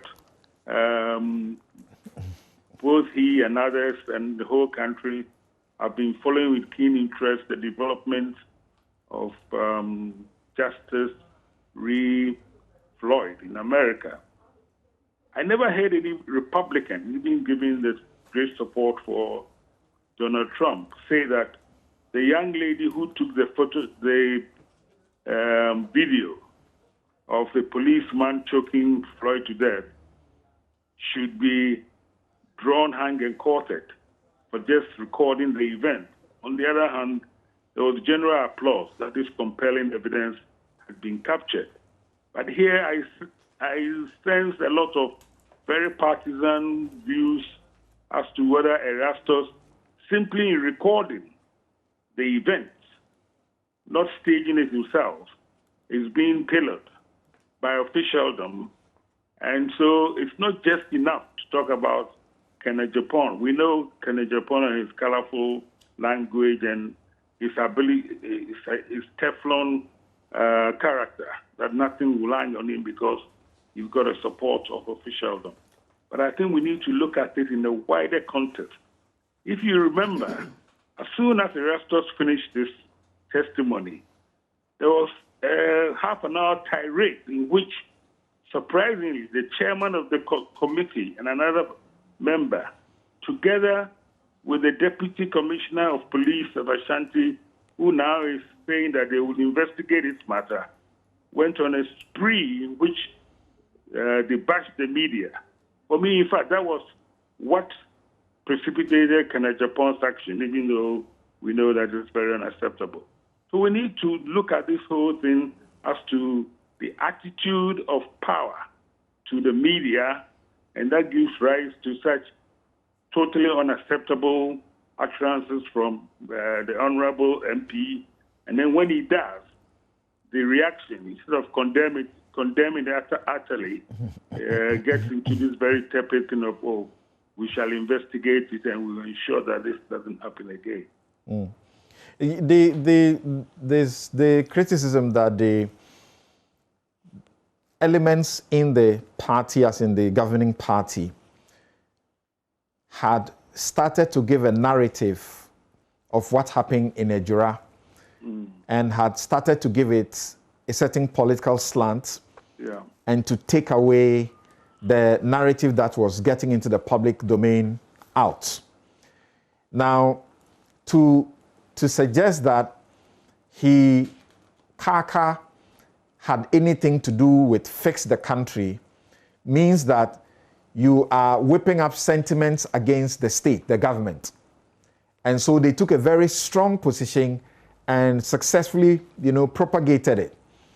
Now, if you have the party people, doing this all over the place and still insisting, in fact, the Kennedy Japan would have fed on that. You would have heard him say that you are the cause of all of this thing because you said the guy was a country guy and he wasn't. I don't know how that could start anything.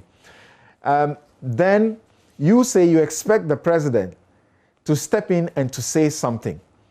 Yeah, because the MP used the president's name. If I were the president, I think it was a very opportune moment for the president to say, you are not the president, I am, and I do not speak like that, and I do not condone such actions, and we must accept, as the president has said recently, that he respects the media, that they are there to do a job.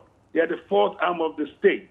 So I think, when you talk about the party, look, every time the party goes on these trades, the minute officialdom comes in and says, no, we do not support it, there's the deafening silence from the party after that. So I do not really believe it's the party. It is power that is not supporting and condemning in the fullest terms the sins of one of its own.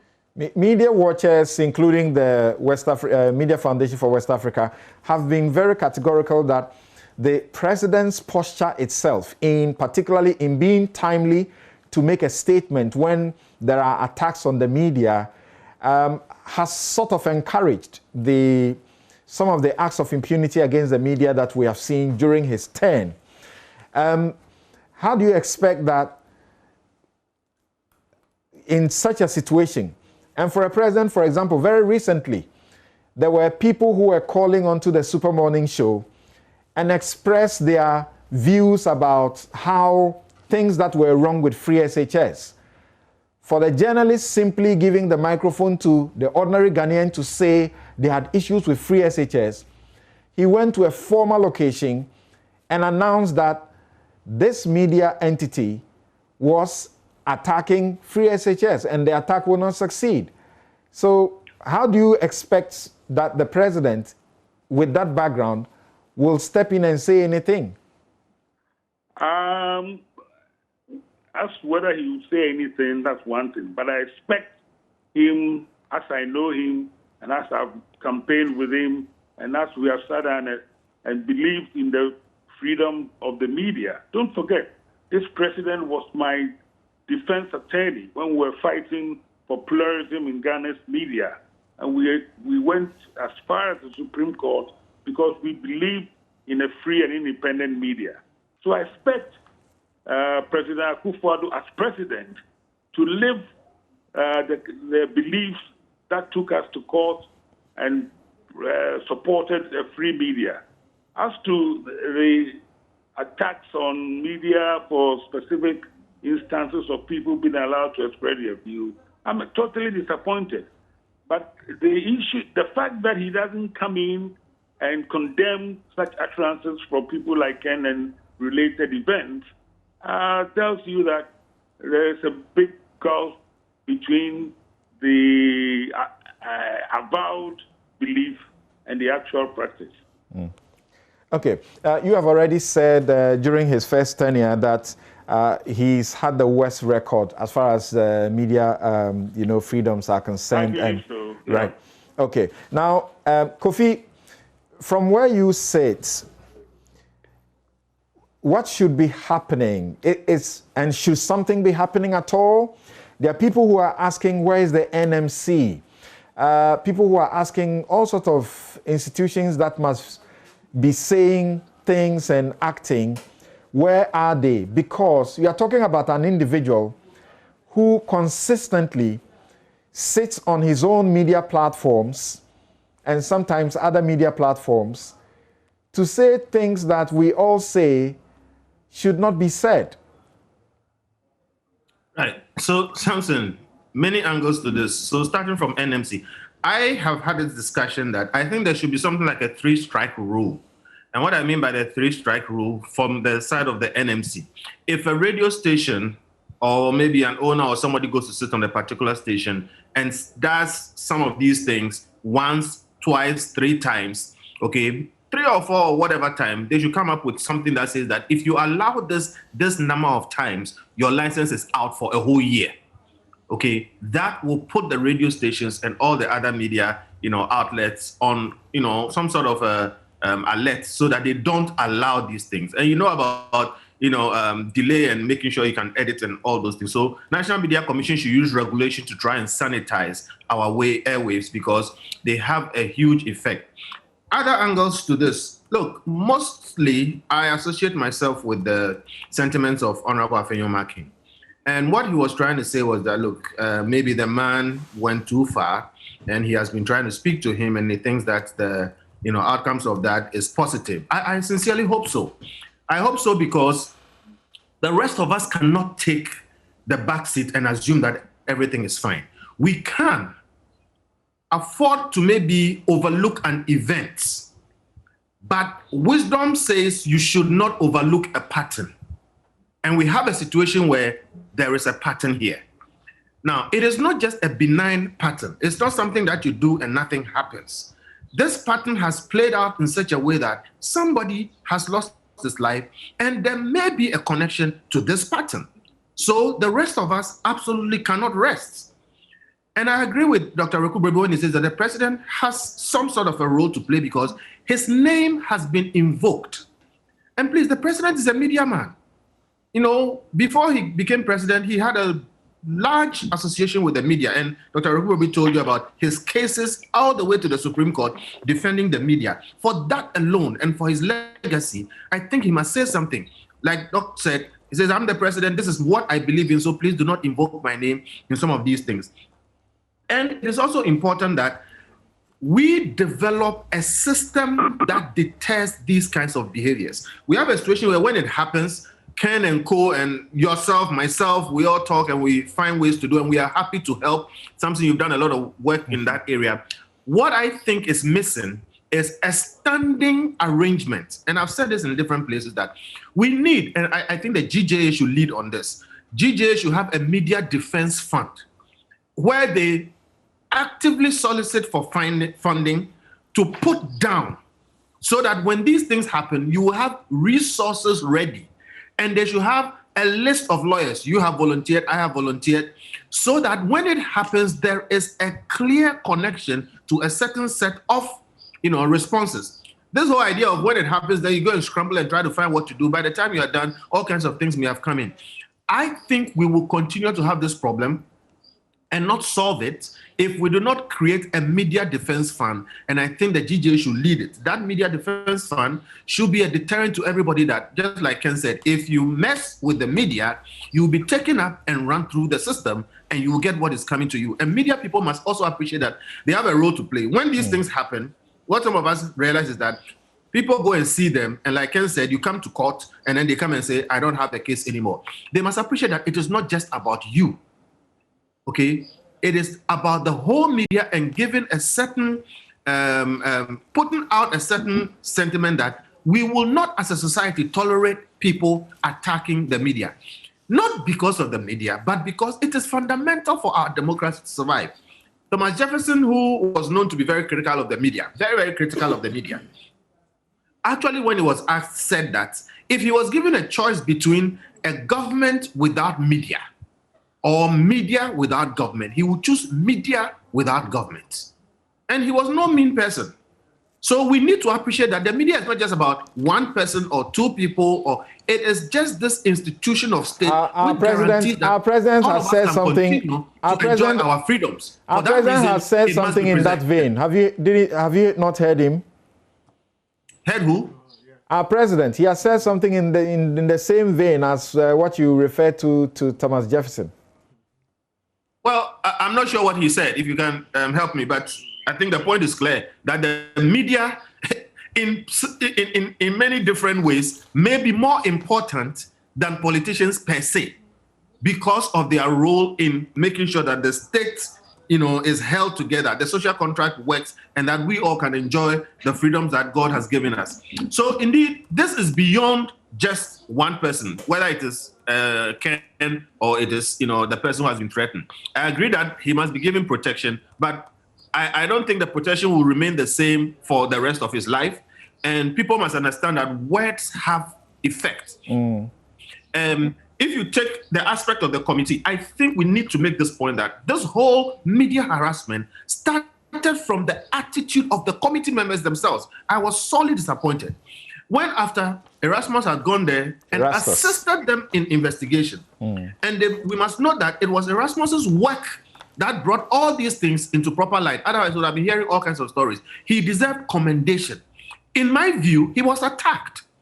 In my view, he was put under unnecessary scrutiny as if to say, defend what you have done, when indeed he was assisting the committee. And that attitude is what led to the committee losing almost all of its respect. And from then, I saw the political actors taking it on and pretending as if taking the shots of soldiers and police people doing their work was the cause of the mayhem. We need to just move off that level. So to the committee, I think really they owe Joy FM and Erasmus an apology. All of us have to see that we need the media to do what they did for our state to go on. Look, it must politicians be said, and power switch. Okay, it must be said that the chairman of the committee, Justice George Kumsin, yesterday said that everything that Erasmus came to tell them, they found it worthy and useful. and that nobody should belittle the things that Erastus spoke to them about. I speak about their immediate reaction to Erastus at the committee. All right. And that is very important because people were watching. The immediate reaction to Erastus was as if to say, are you sure what you did was right? Right. Are you sure that what you did was not doctored? Okay. You know, Kweku, I don't know where that came from. Kweku, the president has said that he prefers a boisterous and even reckless media to a sparring one. There is a lot of, criticism that is particularly within the NPP and the government, that says we are projecting the media as if it is infallible, it doesn't make mistakes, and it should not be criticized. Is that what's going on? Well. I'll be dishonest if I say I haven't read some ruling party communicators, especially on social media, making allusions to that point. But it's not peculiar to the ruling party communicators. There are communicators on the other side who attack us almost every day for our views. It's a certain subculture that is out there. Sometimes even before you speak. Exactly. Yeah, so I'm not about to ascribe it to just a particular political thing. It's a culture that we Let me give you imagine. an example. When we put up the topics for today, if you go down to, I had the opportunity to read a few messages. You see that NDC people, very clearly NDC people, will say, for example, the CJ topic, that you are setting it up to come and do a PR for the CJ. Yes.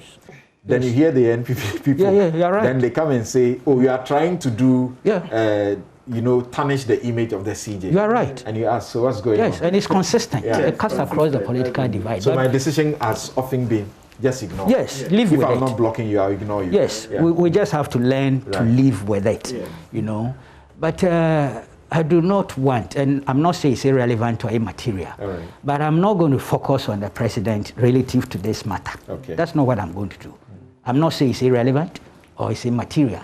Anybody who wants to do that, make deductions, analysis relative to what the president should do or not do is entitled to do that. But that's not what I'm going to do now. See, this gentleman, the member of parliament, yes, I know, and I'm very careful these days when I'm discussing him, only because I don't want people to think it's a personal matter. Being in court with him, and also the linkage with Tiger Eye and all those things. If I'm not careful, people will think, no, this Gogobaku is just taking an advantage of a situation and do personal attacks. People can think so. But you see, I saw something, was it on Joy or something? He's leading a delegation to Wa on this military brutality and things in his capacity as chairman of the Defense and Interior Committee. Good job. That's what Parliament should do, a committee of Parliament should do, and chairman of such a committee, fine. That's a good picture. The military have taken action, Parliament want to understand all that. But you see, it's the same person. Now we are discussing within the context of something that borders of threat, and of security of a person, a journalist, and all that. It's so contradictory.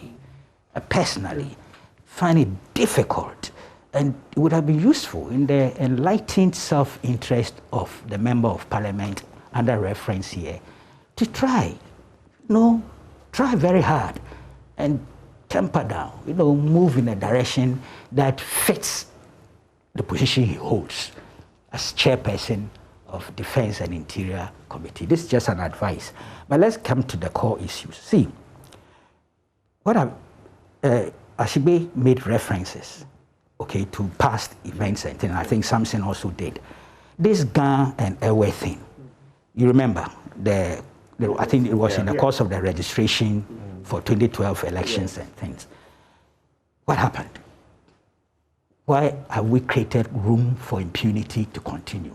First of all, I think it was incompetent prosecution that got him free. And you will believe that, you will know that. We began first with some huge charges, treason, genocide. All those things were clearly out of the way. And we toyed around it. We did a lot of propaganda and politics with it across the divide. And eventually we went and charged him with, what was it? The misdemeanor offenses said yes. Conduct. He said accused was provocation of rout contrary to section 200 and section 190, and then offensive conduct contrary to section 207 of Act. We moved from these huge charges to this one. And then at the end of the day, his lawyers were more effective than the prosecution, so that they filed for case of submission of no case. And the judge proceeded, analyzed it, gave some historical examples, and said, look here, I'm unable to ask the accused to open his defense, so I give him to proceed. And he went off the hook. The parliamentary one, the parliament is cheap, parliament is useless. He was dragged before the privileges committee. I think I may alluded to it. The truth of the matter is that the committee found him guilty and recommended either suspension or reprimand. And this was, I think, in July 2018. The report was then sent to Parliament February 2019. I think, to be precise, February 14th. Now, just check the Hansard. Unfortunately, I couldn't locate my copy. But if you read the newspaper reports on what happened that day, there was total chaos. It became political in terms of the divide. And then the speaker eventually, in fact, the majority side even rejected the report. They voted to reject it. And then subsequently, the speaker suspended the proceedings. They went and did some leadership negotiations and came back and adopted the report. But they decided to choose the second option, reprimand. Go and sin no more. If you remember, that was the speaker's conclusion thing. If you also look at that, yes, though something happened, I believe it was not sufficient deterrent for future misconduct. And here, that is why we are here today. I've been wondering, and maybe you can help me. Now I see a multiplicity of actions or initiatives. It appears Parliament Privileges Committee has been triggered. NMC, I didn't even know that. The NMC has been triggered. I heard it here. Which one? The CID has been triggered. And there's a fourth one, Shraj. No, the Shraj. I'm looking at the local jurisdiction. Yeah. See, some of these entities, a group like Shraj, I believe, if a case goes to court, they won't deal with it. Of course, no case is in court yet, but the police criminal investigations, if it proceeds to court, it will create a little challenge for Shraj. I don't know about the NMC. NMC, possibly that too. If the case goes to court, they will not have jurisdiction to deal with the thing. Now we have 4 local entities to deal with this matter. I'm beginning to think that we should stay focused. It's true. Maybe somebody will say none of them, they are not mutual. But NMC, a matter can be in court and NMC can still deal with it. Okay, that's why I say I'm not too sure about the NMC. Courts, I've tried it, and the court have ruled recently. I will concede that they can do their work. I have no difficulty. I wasn't sure, so I was asking to be helped. I actually tried it, and I insisted that they shouldn't be doing whilst the court is doing, and the court said no. Interesting. That's because previously, I've been in a similar situation where NMC declined. It's almost a standard rule, but because we had gone to court. But Justice Boafo, so it's changed. Yeah, it means the situation has changed. Thanks for that. That's a high court, so any other high court can decide differently. Okay. No, but I'm saying those pursuing justice perhaps should be focused a bit and see how to deal with it from a very focal point. The multiplicity could create all sorts of challenges. It's just an advice I'm giving for those who, and of course we are, GJ, we are all involved. This is a matter that concerns all journalists, not just Erastus. But you see, a lawmaker, this journalist's testimony was given at a committee of inquiry under oath. I don't see the difficulty you should have with that. And you can advise me legally, if there is an option, why don't you take that option? It is not just the media reports that he filed. Okay? Post that, he had appeared before a committee of inquiry and under oath had given some evidence. Now the chairman of the committee is even saying it had value. Yes. What he brought had value. But you can say that, look, you don't think it has any value. And as a lawmaker, what do you do? Do you issue threats? No. Okay, even any ordinary citizen has no right to issue threats. How much more a lawmaker? So he actually spoke about listening to him at the committee. Yes. And the things he was saying. Exactly. And he describes them in, to be honest, exactly. ways. Yes, and that is why I'm saying, why? Why should that be a problem? He's gone to a committee of inquiry set up by the government of which you are a member. And he's providing some facts and details. You may agree or may not. But this is before a committee of inquiry. Why should that be a problem for any lawmaker? If it was those he did outside and you have a problem, we know constitutionally, rejoinder, you complain before media commission, or if there's something bordering on civil libel, you know where to go. Is that not so? He's not saying anything has been done to him personally. I hear you. Right. He says that, his reportage led to what was going media on. Commission if you have a problem with the reportage, the one before the testimony. Okay? So there is something basic. Look, it's not sustainable. You can't mount a defense for the member of parliament in context of this case. At the international side, it takes away something from Ghana. All the complaints and petitions to international bodies, do you understand? The US, through the US embassy, and the US, I know already, they have a monitor on him. People have said, you see? People have said, including members of parliament, have said that if you want to judge him, don't separate him from his government, because this is him. It's not different from him. And yet, he's been sort of rewarded with chairman position of important committees in parliament. Yes, and they say he's not deserving. He's never been deserving. I'll be dishonest if I say I was excited about the chairmanship of a Defense and Interior Commission, even before this incident. Yeah. I was thinking, and you see, it's not personal. I know people will say, there he goes, predictably. But it's not personal. A certain character trait alone should have made his colleagues in parliament realize that this is not the appropriate committee to sign him. And that's why I began by telling you, he's in war, or went to war, to deal with a certain challenge that borders on security and human rights of people. Okay. People's human rights have been violated. But the same gentleman is issuing threats. It's difficult to reconcile, but the point really is that the international one also affects us, our image. And as the GJA president said, it's part and parcel of the reasons why we are losing our status relative to the ranking of press freedom and all those things. Something ought to be done. The party should wake up, because the collateral damage is obvious. Okay, so Martin, what do you have to say? Look, and I look at what he has done and he continues to do, and somehow he has people who support him and will always defend him. Very long ago, I sat on this studio because once in a while he used to come on Newsfile, and I made my own proclamation many years ago that the very day he was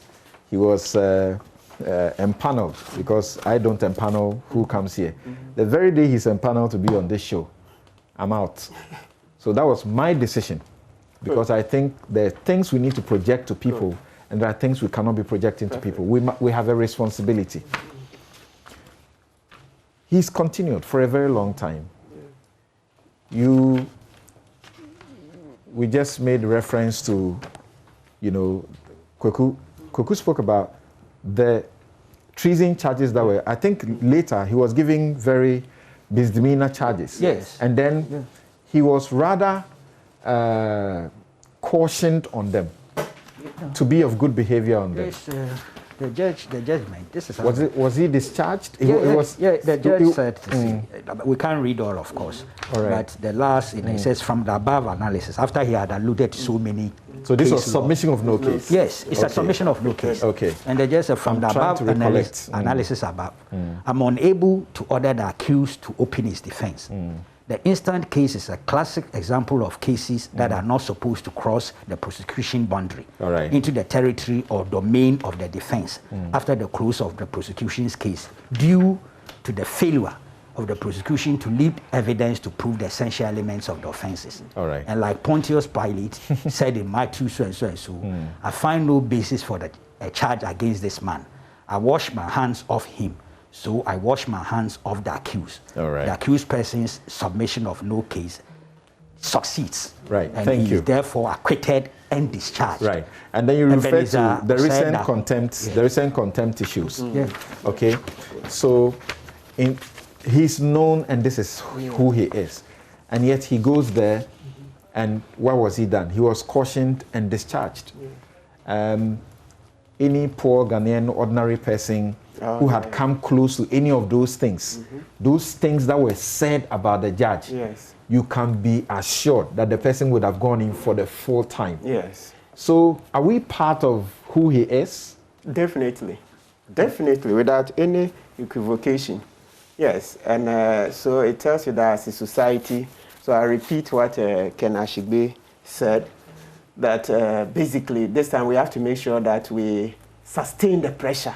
You see, each time people will rail, and then in no time we forget and then go to join other causes. Then he gets the opportunity to be slapped on the wrist, like his recent contempt matter, after saying those very disparaging things about 2 judges at a go. Sometimes it's made to appear he was referring to 1 judge. Actually, when you follow the tape, he insulted 2 judges at a go, and he got a slap on the wrist. You see, I was surprised. I thought at least, and you know that case, from what we are hearing, haven't been dealt with so quietly. No, it should have been given all the scrutiny that it deserves. At least he should have, suffered more than he has. Here we are. You see, he's gone on to create another problem. So this time, I think what we have to do, as I said, I support what Ken Ashigbe said. It's about citizens sustaining the pressure. Let's sustain the pressure that we want justice this time to the fullest, to the maximum. Because he can't continue to take us for a ride and do all these things as if there are no laws. It's just one too many. One too many. I mean, one would have expected that when he did those his genocide tirade, I mean, at least I call it so because initially that's how it was tagged. When he said one ethnic group should attack the other. Thought he would have learned his lessons. He didn't. From there, he went to Ahmed Swale. You saw what happened. And then now, from Ahmed Swale to the judges. Yeah, you haven't followed him. More. I mean, there are other ones. Yes, I'm looking at the ones that have achieved, caught so much public attention. Yes, the ones that have caught so much public attention. Yeah, day in, day out, you see videos where he says so many things. Sometimes, truth of the matter is that sometimes he's able to hold his own party accountable to an extent that nobody does. So you see that because of that, he has some followership, Yes, but if you look at the negatives, they are outweighing the positives by far, by a very huge margin. So you have convicted him. It's left with sentence.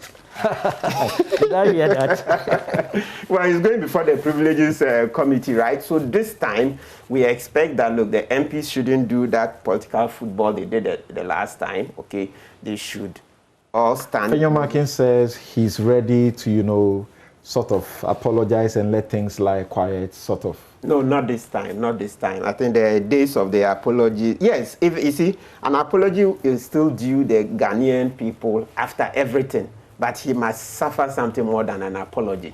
Really? Yes. Okay. Without doubt. But what do you say about the duty bearers too? I think, is it Bento who referred to that, NMC, NCA? Yes. Not too long ago, the NCA shut down Radio Tongo, right? Yeah. Because of content, the things that were said on the radio station. They shut them down because they have the power to do so. So what do you say about what goes on? Because there are the platforms he sits on almost all the time, you can be guaranteed that the language is not permissible language, you know, and the conduct is insightful. There's everything wrong with it, and yet nothing. So they say not a caution, I think. They say what is sauce for the goose is sauce for the gander, right? I think that this time we should apply the same, because, you know, it's just been one too many.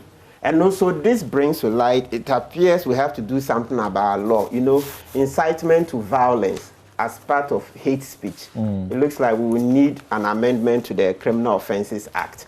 Because you see that every time these things come up, you know, when he incites people to violence, you're not able to hold him because he hasn't threatened the person directly. But here is the case, he's directly inciting violence against somebody. So we should look at it, yes, there's free speech, but free speech doesn't mean any speech at all. Even in the US, where they guard free speech so jealously, incitement to violence, when it's so imminent that you lead to a crime, you could be held. So I think that we should be looking at, we should do some research. The Attorney General, they will compare the jurisprudence around the world and look at how we would make an amendment for incitement to violence as part of free speech, being a crime. You see, when you incite somebody to violence. When we return, I'll share some of your views by text messages that you have sent so far. So we'll return to go to the General Legal Council.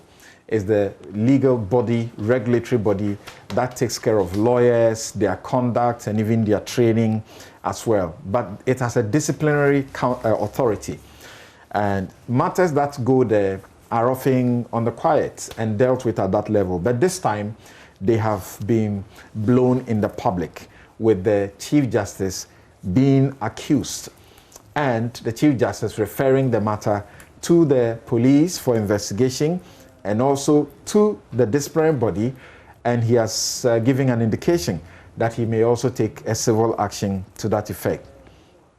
But as for the media and the way we interact with the politicians, I know that you, the politicians, you enjoy critical, independent media, but you do so only when you are in opposition. The thing is that the people and their journalism here at Multimedia, they don't change.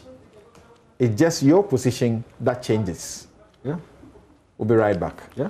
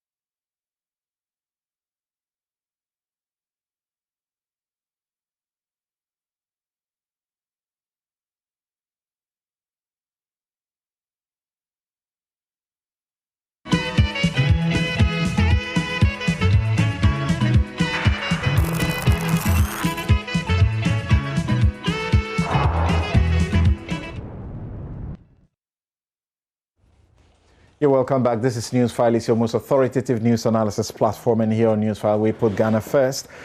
It's brought to you by Bank of Africa, strong as a group and close as a partner. MTN, everywhere you go. Ashasi University, educating ethical and entrepreneurial leaders for Africa. Robert & Sons, seeing is believing. Way Lead, home is where one starts from. Star Assurance, your solid partner.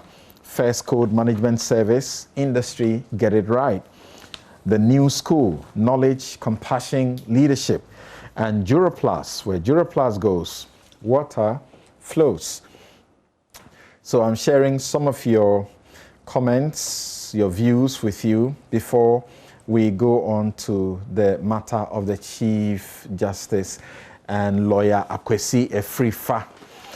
All right, so Tofsid Vilti, is that, says, like or not, Kennedy is a threat to every Ghanaian. Yesterday was Ameswale, Airways, and the people of Ghana today it is Erastus and tomorrow it couldn't be you. He should have been serving a jail term, but who am I? All I can say is hashtag fix the country. AJ Nyavo John says it's because Ken has been getting away with all the threats and boisterous behavior, so he thinks he is the only strong man in Ghana. Emmanuel J. Bequin says Erastus is a hero, irrespective of any gibberish rantings. Fritz McLean Jones says, whose horse is Kennedy Japan? It's high time we call a spade a spade. If we don't take drastic measures now to put Ken right, Erastus would also be, okay, I can't say that. Digora Batinos says, this is unpardonable, and he must face the full-blown whatever of the law, because this is not his first time. Can't we close down his media station? This kind of conduct shouldn't come from a member of parliament, but if parliament still wants to continue, anchor respects, act now. K. Amwa says, I sincerely think the case of the late Ahmed Swale should have been a caution and guide to the MP. Further comments on media and public. Okay, to his further comments on media in public. Collins Little Tete says this man has gone on the medium for a long time and yet nothing seems to be done. Big Trees Evershed says all media houses reported same thing, that Kaka is a Fix the Country member. Social media said same. So why is only Joy FM and multimedia now being bashed? And to the extent that Erastus Asaridonko should be beaten for reporting a live event. Okay, so that's where you want to end it. From PK in Elembele says it is very bad for journalists in the country to be threatened in the course of their work to serve Mother Ghana. A country that does not honor its journalists creates a system of information asymmetry. In fact, the honorable member is setting a bad example to young and upcoming politicians who are taking a stage in Ghana's politics. As the chairman of the Interior, Defense and Interior Committee, such a comment should never come from him. Dr. Clement Apak says, is it not baffling that Kennedy Ejapong, with his record, was selected by his caucus leadership in consultation with his party leadership, which includes the president, to chair the Committee on Defense and Interior? Do you mean to tell me they didn't know he was most unsuitable, yet went ahead to assign such a position? What was the thinking? What is the motivation? Just think about this. I leave it here. Dr. Clement Apak shared that. And maybe I take a final one from Note. And he says that, is the NMC unable to act? Is it ethical for NETU to continue to be used by its owner in this manner?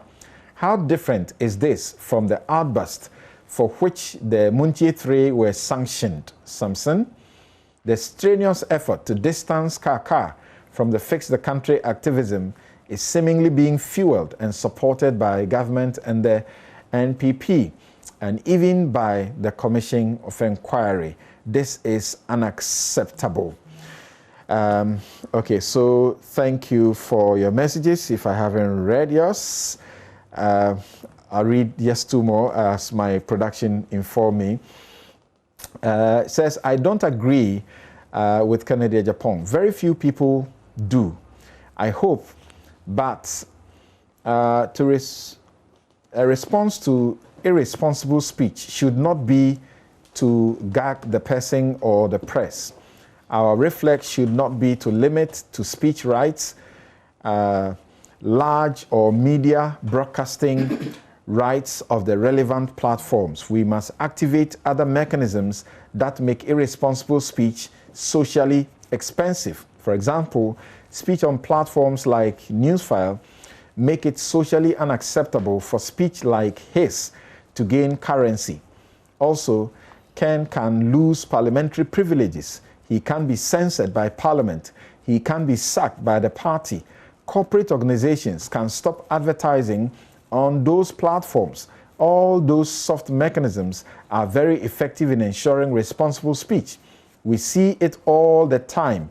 For example, with the Me Too movement and with Black Lives Matter, no one took away the licenses of the platforms, yet people were held to account for their irresponsible speech. Okay, thank you for your messages. We have very limited time, but let's see how far we can go with the matter of the accusations leveled by lawyer Kwesi Efrifa against the Chief Justice when he was supposed to be responding to a petition that his former client, Ojidom Obrenu Kwesiata VI, had made against him at the Disciplinary Council for him to refund an amount of 100,000 United States dollars. Then he brings in the Chief Justice in the whole matter and suggests that his client, when he was his client, had told him that he had been asked to bring some $5 million to assist to get a favorable judgment, out of which he had paid $500,000. He claims all this went to the Chief Justice. Now, lawyer Efrifa has also been accused by his own clients as actually being the one who has issues against the Chief Justice and not him, and that he never told him the things that he has told the Disciplinary Council in the response that he has leaked to the media. The Chief Justice has asked for the police to step in, has actually denied the claims flatly, and there are good reasons for the denial. We'll canvass them for you quickly. And then he has asked the CID to get into it because it's criminal, and then to the General Legal Counsel to take up that matter as well. And he says that he will also be looking at advising himself as far as his rights at law, civil, are concerned. Yes, Martin, let me start with you and Kofi Bento. Briefly, what would you say about these developments? But before that, let's hear lawyer Maxwell Opoku-Agyeman. He made a response to this. Let's hear what he had to say. I think Opoku-Agyeman and one other had something to say about it. Let's hear them before we come to you. The CJ has since written to the police asking that it investigates the matter. Legal practitioner Maxwell Opoku-Agyeman says it is irregular for such matters to be taken center stage in the public domain instead of the in-camera hearing. Even the petitioner is also saying stay tuned, as if it is a concert party that we are going to have a repeat. Stay tuned. I don't think it's proper. If you make allegations against a lawyer, our rules indicate that it should be in camera proceeding. All the documents are confidential until decisions are made. Okay. The NDC also held a press conference on the back of this, and I think that you would find that they were rather very responsible in how they went about it. They said they would not be saying speaking on the merit as in who is guilty or who is not, but they feel that the CJ should be stepping aside briefly whilst the inquiry is going on, and they don't believe that the CID should be taking up this matter. They don't believe that the General Legal Counsel or something should be taking up this matter. They rather want the president to set up a commission of inquiry to look into the matter. Yes. So, Samson, this particular matter is one that, let's start it this way. It's very unfortunate, very, very unfortunate that these allegations can be made in this manner, to the extent that you are looking at the coverage, the way it was leaked out, the response was leaked out to the public, and the way it has gone far. That's very, very unfortunate, because you see that it's undeniable that the CJ suffered such a reputational damage, even without any matter being made directly against him in any forum. So you see that this response was a defense filed as part of the processes for the General Legal Counsel.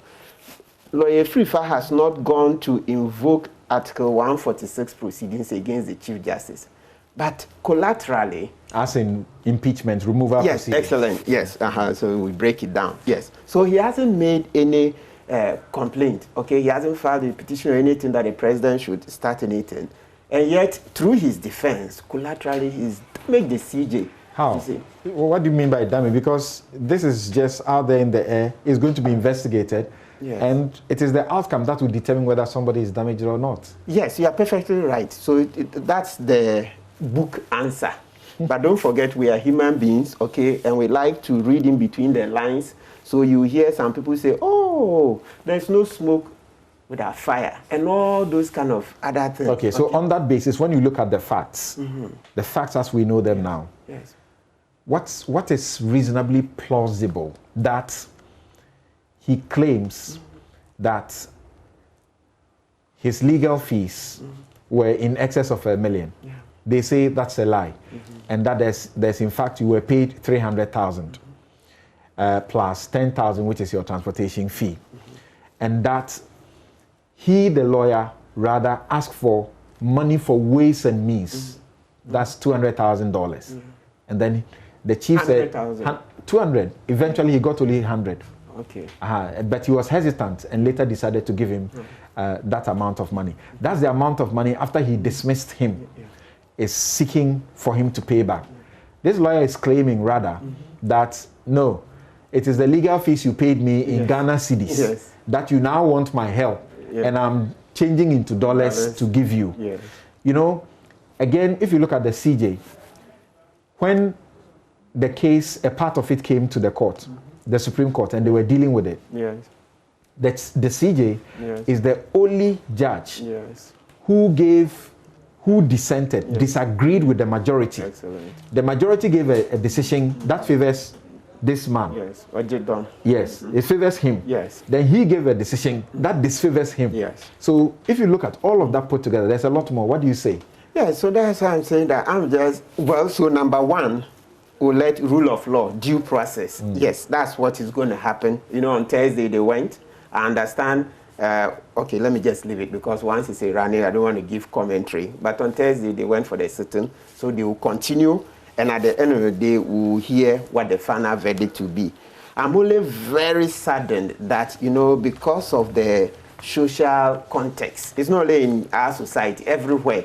When such a matter comes up, you won't get everybody to agree that, oh, we are waiting for the final verdict. No. There are those who just begin to add and do their own analysis and speculations and arrive at certain conclusions, even ahead of time. That's the one that I'm very sad that the CJ is suffering for. But, you know, well, that's a due process. And, you know, the CJ himself is indicated through the Judicial Secretary that he will look at civil remedies. Okay? Yeah, so at this stage, we'll just say, let the process take its course, and then at the end of the day, we'll see. But it is not something that has to be encouraged. Kofi Bento, the chief makes a point that, look, I won the case at the High Court.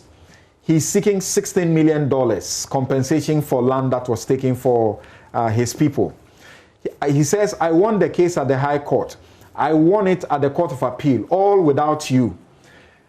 It is at the Supreme Court that I only brought you in actually to assist, not to be the one to be at the forefront. What will be the incentive to want to pay a judge rather than continue the case that I have on 2 occasions won?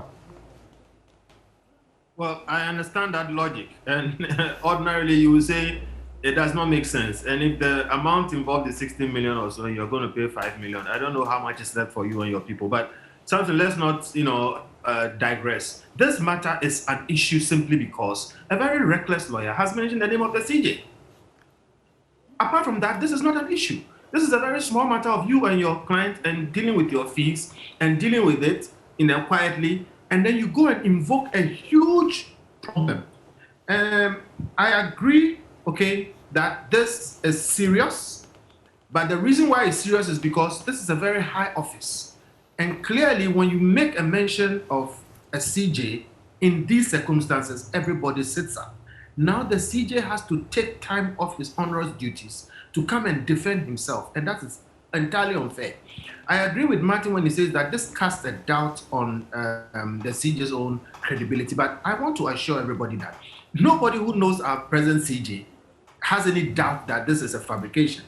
Unless it is proven, I don't think the CJ will suffer any real damage in the eyes of any serious lawyer in this country.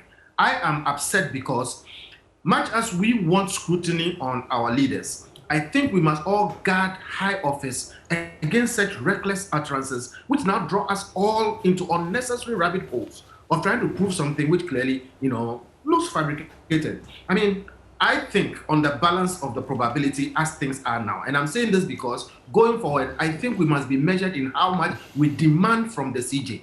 We cannot respond to everybody's reckless utterance. As far as I am concerned, this should not be taken seriously. I agree that he has referred it to the police. I understand the NDC's call as politics, and I don't think much of what they are saying will happen. The CJ will not step down because he should not step down. The CID should take up the matter. Yes, they have issues with the CID, which we understand. All of us have issues. But we also know that the Ghana police is number 8 in Africa. At least they do some good work. And they are the proper institution to do that. We can ask other institutions also to, come in and do what they need to do. But the CJ must focus on automating the courts, must focus on making sure that cases are called timeously and disposed of properly, and all those other things that we need to do in our justice system, instead of responding to reckless statements by people who clearly are not measured in their judgment. How do you say a thing like this, about a person in that high office, this recklessly, and say, stay tuned? How do you invoke such a matter to try and cure your small matter? So Samson, all the issues about whether, this amount was what was asked for and all those things, they are fine. But the reason why this is an issue is simply because the CJ has been mentioned in very unflattering light. I think that no serious lawyer is going to take this seriously. I see. Dr. Charles Rekuprobe, what do you say particularly to the call by the NDC that he's the head of the entire institution, so he should step aside temporarily whilst processes are going on? They don't want a CID and they don't want any other body. They want the president to set up rather a commission to look at the accusations. It's just politics, pure politics, and it should be dismissed. If the chief had come out and accused the Chief Justice saying, I was asked or I paid such an amount to the Chief Justice, I would think this matter would deserve more merit. But insofar as, third party, what would you call hearsay, is that what you say? I think it should be dismissed for what it is, and let's look to the end of the process. And if, as part of the judicial process, you can prove with allegations, then it's a different thing. But for now, I don't think we should give it much air. Okay. Thank you so very much, Dr. Charles Rekuprobe, for making time, and also for Kofi Bentil for making the time to join us. Yes, Kuku. Need I say or add anything to what Martin, Kofi, and Charlie have said? To be honest, it reflects exactly my view. From day one, I've said this thing is useless and malicious, and it won't go anywhere. Look, it should be thrown into the trash can. Some say he has a personal issue with the CJ, this lawyer, because at the time that the CJ was sitting on the disciplinary committee, he was banned for fees and some of these things. He was banned, but of course he got the the period reduced. That's why he's able to practice the law again. Some say that's the grudge he has with the CJ. If you have such a grudge with the CJ, will you dare make the accusations and allegations he's making if there is not a scintilla of truth in them? Well, hopefully the CID could unravel. The CJ has made reference to CID, so the gentleman will be invited, obviously. If he has anything, we will provide. But I'm telling you, I don't believe an iota of what he has put out there. I don't believe it. But I'm only an individual, and fortunately, because of the high office the CJ holds, that's why I think he's decided that, look, let the CID do something about it, let the General Legal Counsel do something about it. He doesn't want to leave it out there hanging and for people to speculate on his integrity. The way he's put things out, do you suspect that if he had anything of evidential, substantive, he would have also put it out? Yes, that's what I was expecting. That look, because the CJ's office is such a big office, if you make such allegations, but now, just as the defense was leaked, the tape or any other evidence should have been leaked. You see, but to the extent that no evidence is forthcoming, we are like, no. It's a useless enterprise. It's not a good indicator at all. Because if the defense could be leaked, how come the evidence that will substantiate the things is stated has not been leaked? You see, how come that one has not been leaked? So you say how should this be approached once again? Yeah, so at the level of the CID and the disciplinary committee. Yes. And then if the CJ should sue him again. Yes. That's it? Yes. Well, it's unfortunate. You know, in a democracy, unfortunately, these are the remedies that the CJ can exact. Yeah, when he sues in a civil court, for libel, libel, okay? Libel, yeah, he will get damages. And I'm sure even the CJ is not about the money, but the fact that he would have vindicated the integrity, vindicated his name. That's what will be most important to the Chief Justice at this stage. So it's fine. The CJ may pursue those remedies. What makes you take the view, almost all of you, that this is rubbish? Just forget it. Patent rubbish. That's what it is. You can see it. The story doesn't add up for you how he tells it. Exactly. And indeed, as the CJ has indicated, he's never even The two of them agree on one thing, though, that somebody said ways and means. They needed money to do ways and means. Yeah, that's what either it is the chief that allegedly said the CJ says so, or it is the lawyer rather who said, give me money for ways and means.